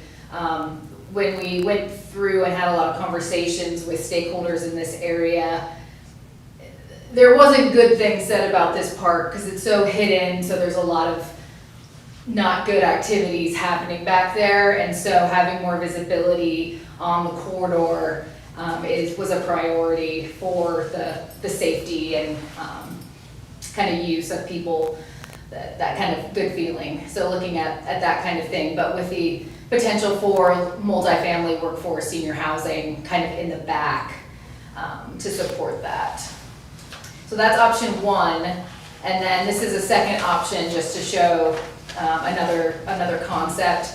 Again, same big community lawn area, slightly different shape, slightly different organization of kind of, the workforce housing, the senior housing. Believe kind of the south part stays pretty much the same, neighborhood mixed use along Home Street with a residential component potentially in the back. Liz, I remember years ago, there was and maybe other people can help correct me, but there was a plan for the Home Street corridor creating another parallel roadway. For like That on the main north or the corridor. south or? I don't remember. Okay. I know it got talked about. You guys remember that? Well, the problem with like Wilkinson Boulevard and Home Street is that they were, and East Main, they were created as highways back in the day. And we're now dealing with them as developed areas. So are we gonna create another bypass? I mean, that's essentially how we got to where we are today, is bypassing downtown with the interstate and all kinds of other things. I was just Yeah, I know that wondering we if haven't- any of that was like talked about. No, we I haven't had that remember conversation Uh-huh. Through this. Okay. It's very much been focused on how do we improve The the existing right. corridor Okay, thank you. and make it a more comfortable, more dynamic And handle the corridor. traffic, but probably do more slowing people down. Mhm. And, tempting them to stop at something that might actually Right. be here than it is to get people out. It's such a narrow channel, I'm not sure why you would want to parallel. I didn't say I wanted it, I was just I'm asking. not saying you, Chris, I'm saying. Just the general I don't you. know I just why- recall I don't know, that- let me rephrase it, I don't know why one would want a parallel roadway at such a narrow channel.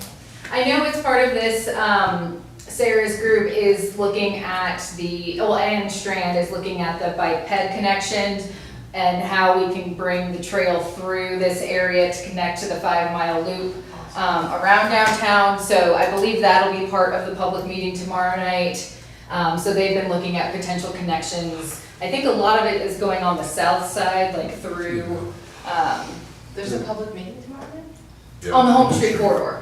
And- Oh, the Home Street corridor.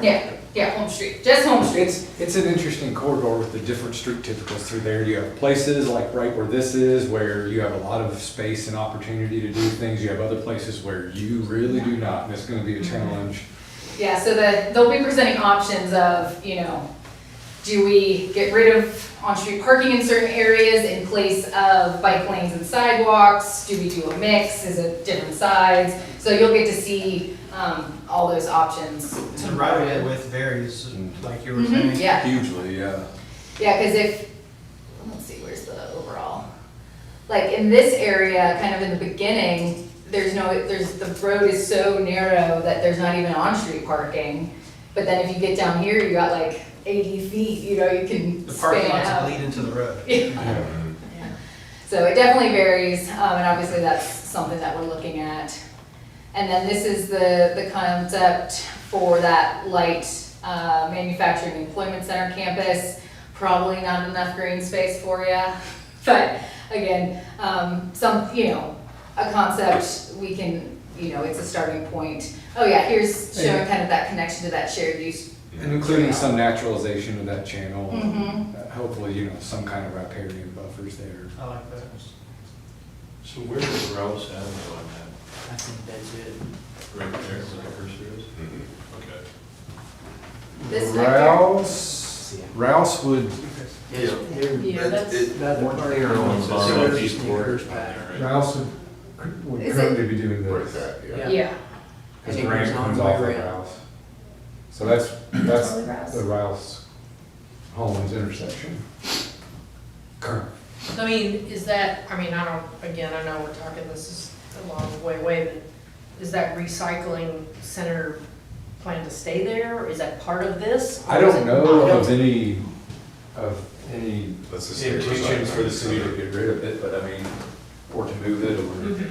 Well, I'm just curious if that was Yeah. The idea was that that was still This part lake of also has this. one back there, I think. It's a junk, Or is right? it? That's not the junk. Or is that down, State Recycling Center? It's back there as well, right? Off of North Gate. Yeah. Is that back here or further? See where that cul-de-sac is, North Gate? Oh, yeah, oh, gotcha, Yep. back in there, okay. Yeah. Back there on the right. Yeah. So that's kind of, again, the concepts. Again, this stuff will not be presented with the public meeting tomorrow. We're gonna have ongoing conversations with Strand and the city about how this gets incorporated. What we have talked about is potentially looping in review and kind of feedback on these elements as part of the next comp plan public meeting, allowing, because the next comp plan public meeting will be all about the future land use map and getting feedback on that.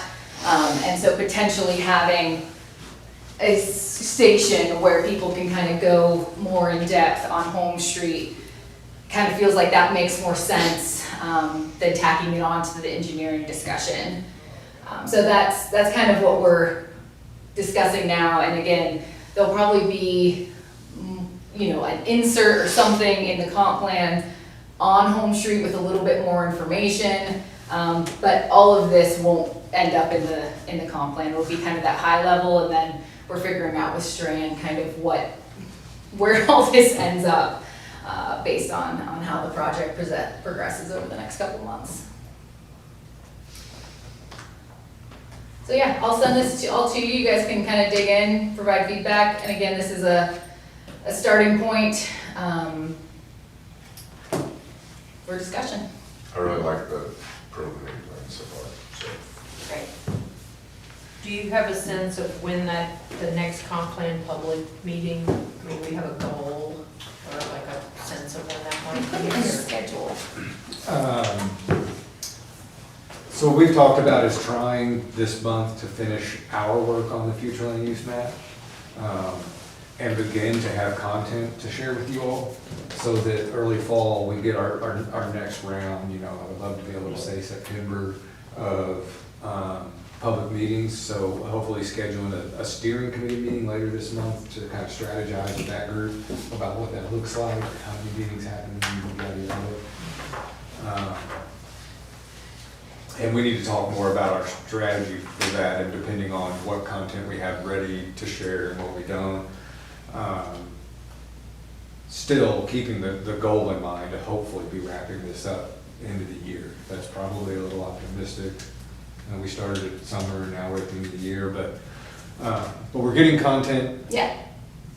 Like directly, and we're almost through the future land use map draft, and I think we'll get to the part now where everybody has stuff to chew on and react to. And Yeah, so just yesterday, we sent staff the first, maybe 3 or 4 of the future land use districts with the expanded text of how we see it happening in the comp plan, just to get some feedback of is this the appropriate amount of information to share? And so once we get that feedback, we'll forward that all, we'll get that out to all of you for comment too, so.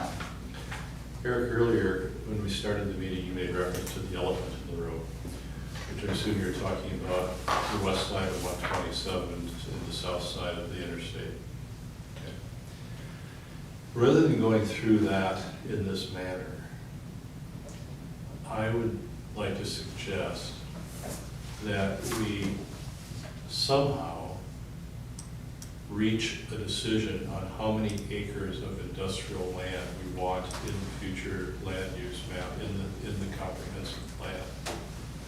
And if we can agree on the number of acres, then we can leave it to the consultant and the planners to figure out where in that area those acres should be located. It seems to me, rather than us getting into a squabble about every different parcel in that section, it makes more sense to me if we just can somehow come to an agreement on how many acres we want for industrial development going forward, and you guys figure out where is the best place to put them. Or at least help provide us with some guidance, but I would agree that coming up with a number would be helpful. And we've heard, you know, from multiple people, different numbers thrown around up to this point. How are we ever going to resolve that? I don't know. I think looking for some magic number that everybody's gonna settle on is probably a bit unrealistic, because even if we all sat here and we went, okay, 2,000 acres, that can provide this kind of use to come and that kind of use and the other use, it still isn't going to stop that, let's say we did that, and then staff gets together between now and the next meeting, and we do our best guess about which are the most appropriate 2,000 acres in Farmville to do that with. There's still going to be an invariable discussion after that about, okay, now I was cool with 2,000, but not this one, not that, you know. I mean, I still think, and we should have as part of that discussion, okay, how many acres did we provide down there, right? And since there basically isn't in the current comp plan, most of what we put there on our draft map is pretty much gonna be new. Other than maybe what's already there, partially developed, where there's IC zone, kind of by the bowling alley and stuff. Other than that, There's a little bit of industrial zone along Twilight Trail. yeah. Yeah. But most of the undeveloped area in the current comp plan is there's a bunch of residential, there might be a few nodes of other things, but I hear the mayor and judge saying, well, we need more industrial land, create more jobs, create more tax revenue. They haven't given us a number, they haven't said a number. So, well, that's not our job, KCDC, that's your job, you figure out a number, all right? So we went through an analysis based on how many requests we've had for industrial land in 2 years, which included the pandemic.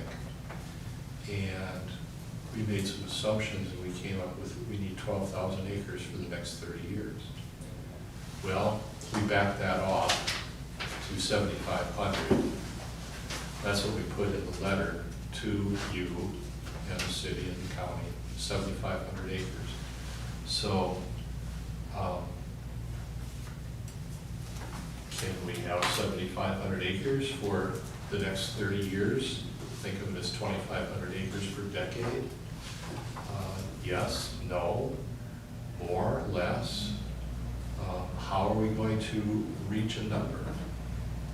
That's where KCDC threw up this straw man, and we actually felt like we threw out a fairly conservative number. Other people will look at us like we're crazy, that number's way too big.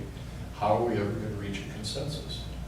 Is it up to the Planning and Zoning Commission? Is it Who's up the to- ultimate decider? Right, is it the fiscal court? Most of this land is in the county. How are we gonna, I mean, we can't ask the court, we can't Wouldn't ask it the be best court for the to steering solve. committee to decide, kind of decide, for them to decide, steer the whole comprehensive plan about what's the right number to go for? So the steering the committee? steering committee or the advisory committee? The advisory committee is made up by the community. I mean, And so. at the end of the day, this is the community's plan. Now, we want input from all those people that are concerned with economic development, just like we're concerned about all the other topics we talk about when we make these decisions. But I think we're gonna find the advisory committee is divided. It's okay to be divided. Yeah, we don't have to come to consensus. I'm sorry, This is, is, it's okay to be divided. okay, I mean, we don't have to agree on everything, that's not realistic. all right, but then what go, so, okay, yes, I concur. So we're not divided, but then what is the number that goes on to the future land use maps and goes into the comprehensive plan? We're divided, then what is the number that's used? Well, then let's all remember that after we produce, whatever we produce in this comp plan, whether When it's you future say land we, use or not. what do you mean by we? When I say we, I mean the advisory committee, Okay, with input of the public okay. and all the other agencies we talk to. That product's gonna go to the planning commission, where there's gonna be a public hearing, where the planning commission can decide what they think about it. Where certain actors that, let's say we get to that point, and there are certain parcels that, one way or the other, we've got folks that are like, no, that was a missed opportunity, or no, that should not be that. So it'll turn, it'll. Can go to a public hearing and let the planning commission and the fiscal court and the board of commissioners know. Now, our whole goal out of this is that we hope there are relatively minor areas where the members of the advisory committee don't say, okay, I won some, I lost some in this conversation, but I think what we've got is reasonable, and as a group, we're saying, this is what we want. Okay, I understand what you're saying, Eric, and that makes sense, except I'm concerned that the Planning and Zoning Commission is going to say, oh, well, some people think there should be more, some people think there should be less, but this is what the advisory committee and the consultant that we paid, all this money to, this is what they're recommending, so we'll just wash our hands of it, we'll accept whatever went into the, I mean, the goal is to get as close to exactly what you just described as possible, so that we can go. Right. And when we present this to the planning commission, say, the advisory group made up of a mixture of people is generally saying, I accept the document we have created based on the public input we've heard and our relative concerns. And while we're never going to all agree with, 100% of the decisions we made, hopefully we get to a mix that everybody's willing to say, all right. I'm not gonna stand up and tell you to So what you're saying is. trash it. So the planning advisory- commission then has backup to say, no, we're not gonna willy-nilly tinker with it ourselves because Okay. we've gone through this public process. We have the advisory committee that has done the work on the content. We specifically set up the committee structure to take those planning commissioners that serve on the steering committee and actually take them out. Not that they're not still public Okay. citizens All right, that I can think comment. I understand. What you're saying is the advisory committee is going to have to muscle through that and come up with a number, come up with a map. And then if people don't like it, they will be heard at the Planning and Zoning Commission. And 5 years from now, And if when they we do still- an update. And if they still want to fight about it, they can go to the public hearings at the Board of Commissioners in the fiscal court. I hope that we have very little of that.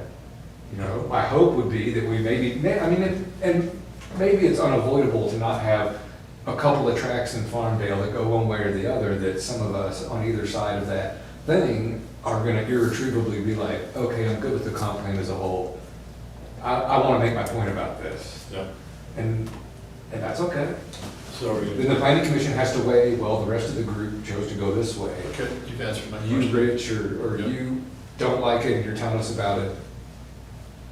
Okay, all right, thank you. How far off the mark of where you want to be are we right now? Like, I'm not really sure. I know we've gone through these maps parcel by parcel, but I don't know how We've many been- acres have been. Because of the identified. area that we've done as far as new industrial, we're way short. But we kind of all knew that was gonna happen that way because we haven't done areas that have a lot of available acreage. Yeah, we've been Or dodging- infrastructure. We've been dodging that bullet until next meeting, That's about the only area we left. yeah. If we're gonna try to come up with a number that we all agree on, would it make sense to go through the numbers, the logics behind these different acreage models that we've seen, that different groups have put forward, to figure out the logic of how they got to those numbers? And have them talk and discuss that so we can kind of see how and why and where these numbers come from. Because someone that doesn't really understand all this stuff, to me, is just people coming up with just random numbers being thrown out. Yeah. It shouldn't be arbitrary. What they put together is But got some. what I'm saying is, there's other people who put together Yeah. numbers too. Yeah. So why don't we have those different models on it, presented on how they came up with it, so we can try to figure out as a consensus which one to go with, or somewhere in between. That makes sense.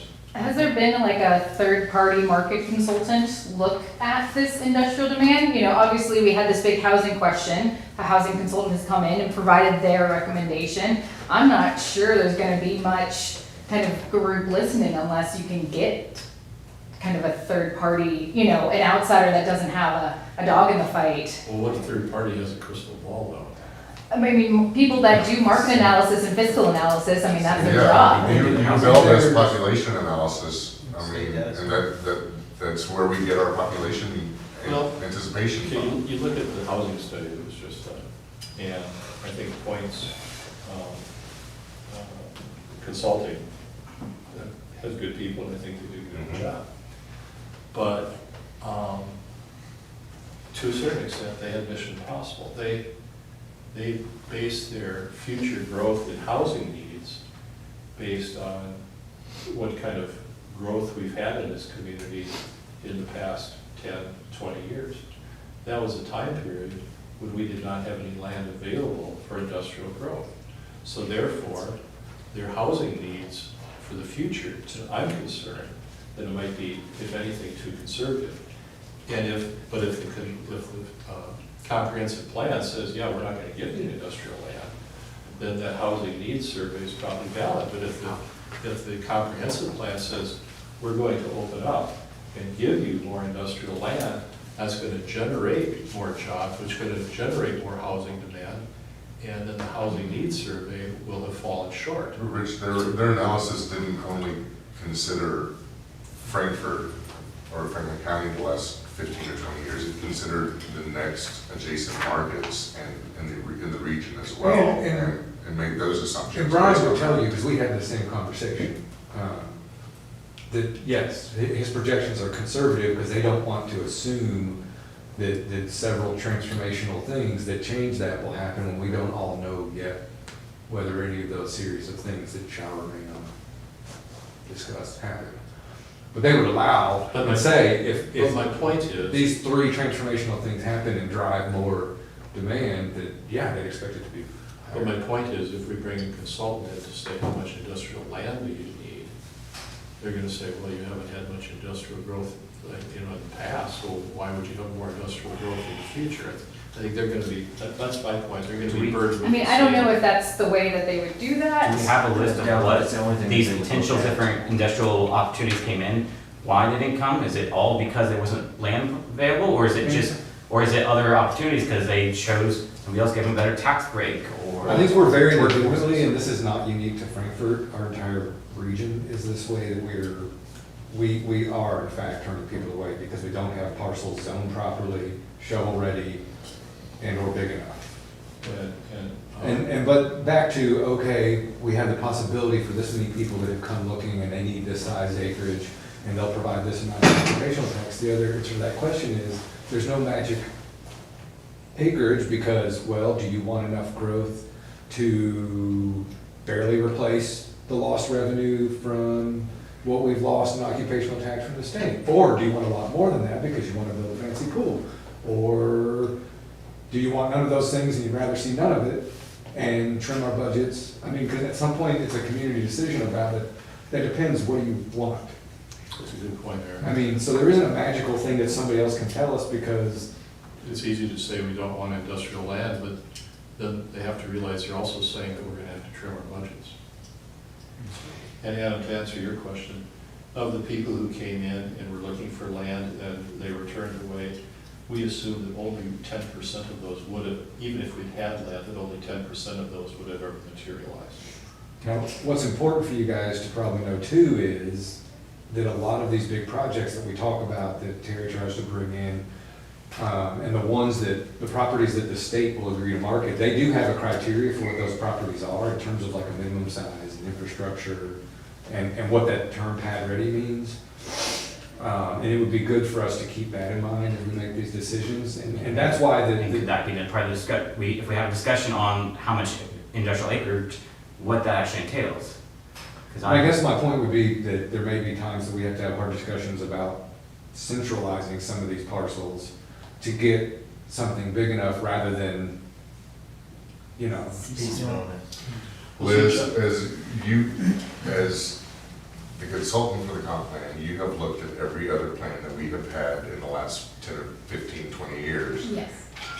And those have been done by different consultants, and I think we could absolutely take an average of, because a lot of the information in those surveys and the analysis have been consistent. And so I think if we look, that would be an average of a lot of different consultants' analyses of what population growth is, what the community wants. And I think, you know, why hire yet another third-party consultant to do this analysis when we've had several do these analyses over the Well, I years? agree with you, we don't need to hire another consultant. I mean, who should know better than the community And itself? I think we should look at the information we already have before us. No, and We've already paid that's a good money good, really for it. good point. And I also think we need to be realistic about a 5-year update, because we can't crystal ball at 30 years. We can't even crystal ball at 5 years anymore with how things have changed. And so if we think about this incrementally of maybe long-term we do need 12,000 or 7,500 acres of industrial, but that's not gonna be in the next 5 years, that might be in the Right. next 20 years. Right, and that's why the letter to the planning people said, we want this much land set aside. However, it's not, we're gonna just open this up and put a piece here and there and everywhere. We are going to develop it section by section by section, and the rest of it will remain untouched until it's needed. So that if we have overestimated the amount of land we need, then 5 years from now, 10 years from now, we can say, we were wrong, we needed too much, but we haven't ruined anything, we haven't upset anything, we haven't gone in and developed those areas. We've done the development on a large area, small section at a time. Yeah, so I think that's gonna be probably where the decision needs to be made. Are we gonna be conservative on industrial growth, or are we going to be optimistic? And I think And we where can- that line And I think we can happens. have our cake and eat it too. I think we can be overly optimistic without doing any harm to what's already there. If I can say as a rebuttal too, that 7,200 acres is roughly 80% of the size of Frankfurt, so you're asking for brand new infrastructure. 7,200? Well, she asked for 7,200 acres, right? 7,500, yeah. It's about what? No, I'm sorry, it's about, Just under 2%. 10,000 So one acres. square mile 10,000. is 640 acres. Franklin County is 212 square miles. which is 7,500. 135. no, Franklin County, Saying I the city. said the You city. said the city. I said the The city. size of Well, the none of city. this land will be in the city. But you're talking about, We're just trying to that's give an an enormous amount of idea of how infrastructure much that's been land. created for that as well. What was that? Jordan, you said Sewer. 5.5 Of the county. You have to still have fire coverage, base 500. coverage, 5%? road coverage, water. That's all being all- considered, all that's the why things. we're looking to try to do this. If we Right. do It's all this, we'll additional identify, try to Right. establish it, Right. put the infrastructure in. And you're talking about the size, this, almost the size of Frankfurt existing already too. But what I like about having it all in, okay, like when we were talking about Home Street, John, you said, does it make sense to have industrial land here along Home Street? I kind of asked myself the same question. 9,600 acres. Why have industrial land in the middle of housing and business areas? That's why I would like to see it all out there in this one area. Like an Set- industrial park? set- Yeah, set aside for the next 20, 30 years, so you don't have industrial. I mean, and I would argue with that because I think it's smart also to have jobs within your city center, because that promotes people to live near it, to Well, walk Home to Street it. specifically because you have a large population of people that are transportation challenged. So, but it's not, but those projects that may or may not happen on Home Street are not really the same things you're talking Yeah. about that need. But if we take that land and we make it just industrial, and we don't allow commercial to go in there, we don't populate it with gas stations and restaurants and housing and, then the commercial is going to be in the city center. And then you'll be creating jobs on a commercial basis, in the commercial basis, in the housing. And that's what makes these things like this infill project that Brent Swager has proposed. It makes it viable because you need people to work in this area, but you could put them where they've got parks, where they've got shopping, where they've got services, and you don't do urban sprawl by moving all that commercial stuff up and down 127. You leave that set back from the road, it's all industrial, it's back there, and all the hotels and restaurants and shopping centers and apartment buildings and law offices and dental offices, it's all back in town. That's my. I think this is a larger discussion for another day at this point.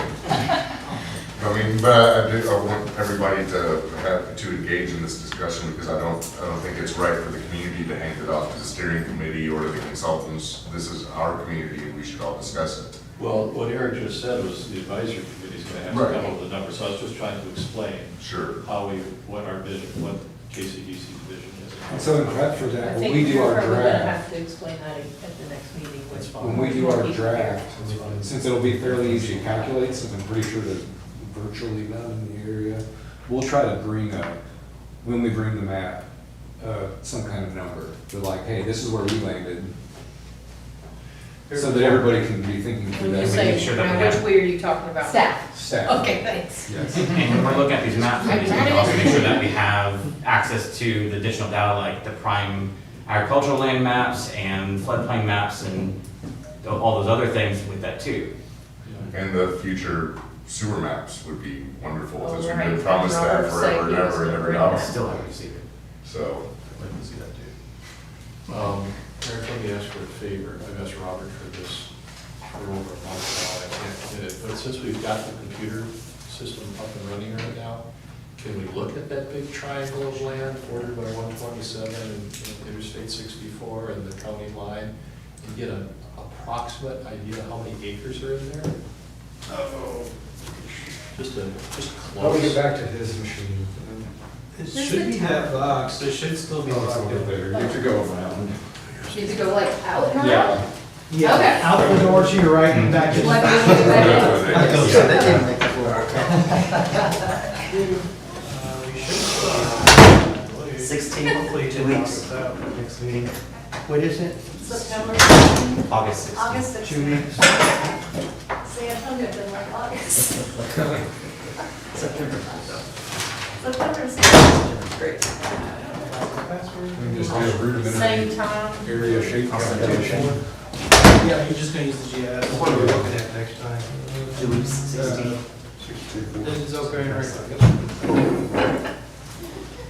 it doing the thing where it's trying to be somewhere else on the So he has 3 monitors and you can toggle between them at the bar top.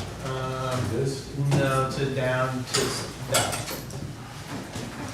See ya. You may have minimized it. If you can't figure it out, that's all right. I appreciate you There, trying just though. toggle back through your monitors. There it is. Okay.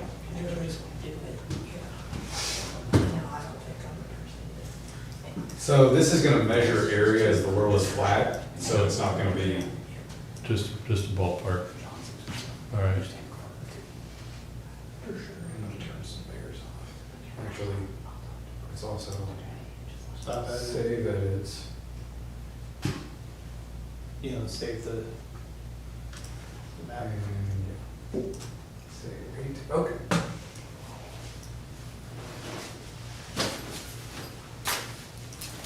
You want just west of 127, or basically, to me, the corridor is the river, I-64 south?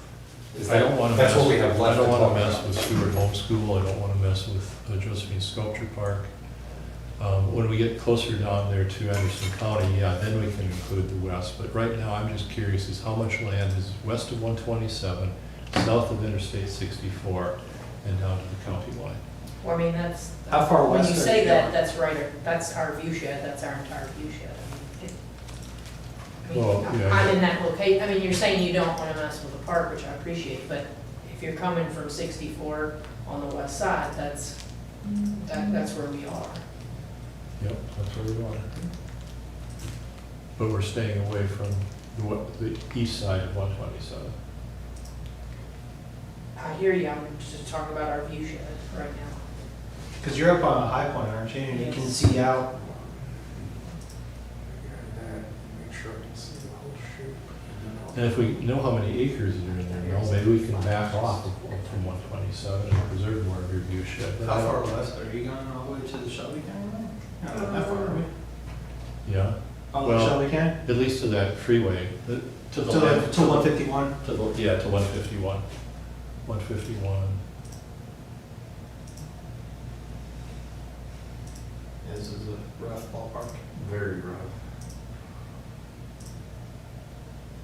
Close enough. 14,000 acres. All right, now what if you do just the area to the west of 127, skip the other part?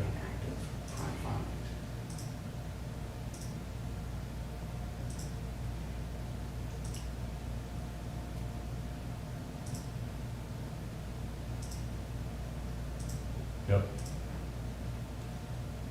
Good. 75. 75. Yeah, but some, what about all the neighborhoods that are already established?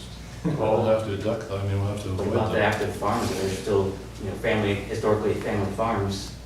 What is this? I know, but you want industrial growth or not? I mean, where are you gonna put it if you don't put it down there? That's the prime agricultural, the most productive agricultural So where are land. you gonna put it, Bulb Knob? No, not necessarily, but I'm saying that, like, Well, where would between you- that, and that's not exactly all flat land, necessarily flat land out there. Well, I know. Can I just put a pause and say, if this meeting went until 4 o'clock, I don't think it's appropriate for us to continue the conversation. That's until fine. we have the whole group. That's fine, I got Oh, my yeah, question that's- answered, it's roughly 7,500 acres. The area. I just don't I think it's think The that- fair. Prairie just rehabbing. I think that would be a really hard sell I to was- some of the yeah, that's what I property was about to owners on guess. that side. I mean, some of those neighborhoods are really high. They don't end. have to sell it, we're not forcing them out. No, but I mean, they would fight it, is what I'm saying. They would not be in favor of it. Some of them won't be, some of them see how much their land went up in value, they'd be happy to.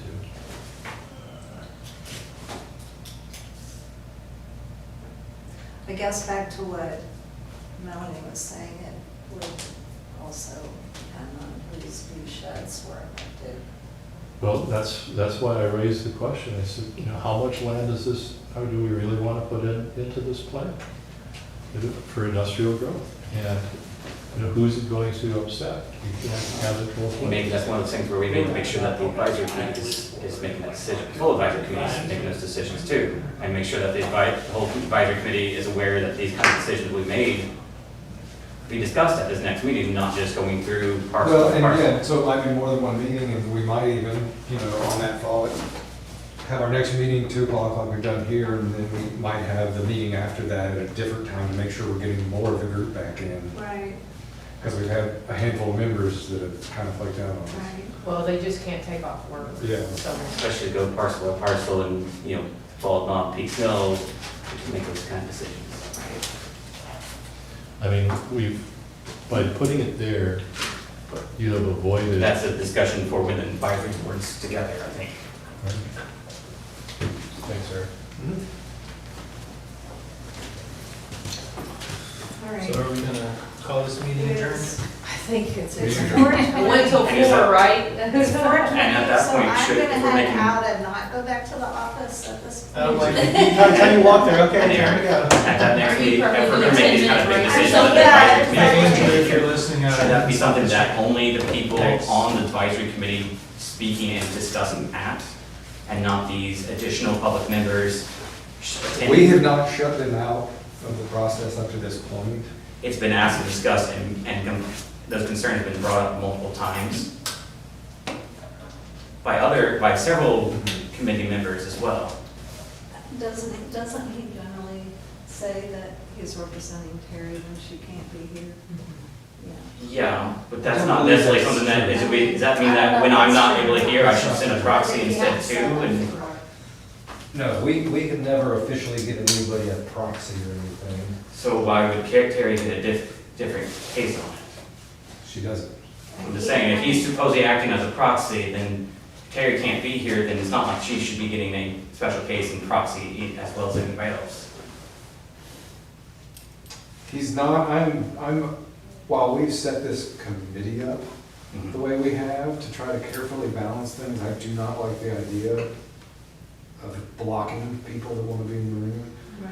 I'm not saying blocking people in the room, I'm saying blocking people from the discussion, active discussion of the committee. Because it's a public meeting, you can't stop someone, we're not supposed to be stopping someone from that, but it doesn't mean that they Oh, have we full right, could. It's not. full right public and hearing. We could. privilege to open it But I'm up. not gonna to do speak. that unless we had 50 people show up and it was just a madhouse. I can make that happen if you need. That would not be helpful. No, but I'm just saying, it's one of those things, if it's an advisory, if this is supposed to be the set and established advisory committee to balance the community's needs and interests, then shouldn't it be stuck to, say, to just the advisory committee that was already identified and invited onto the committee to make those kind of big decisions about number of acreage of housing, number of acreage commercial and industrial? Well, certainly if we got down to a divisive thing where we had to say, okay, advisory committee, we're gonna take an actual vote or something like that, obviously, people that aren't a member of the committee wouldn't do that, but I'm hoping that I appreciate some folks' concerns about people coming in that aren't members of the committee that then also, shall we say, actively participate in the discussion to a degree that sometimes steers it. That's not ideal, but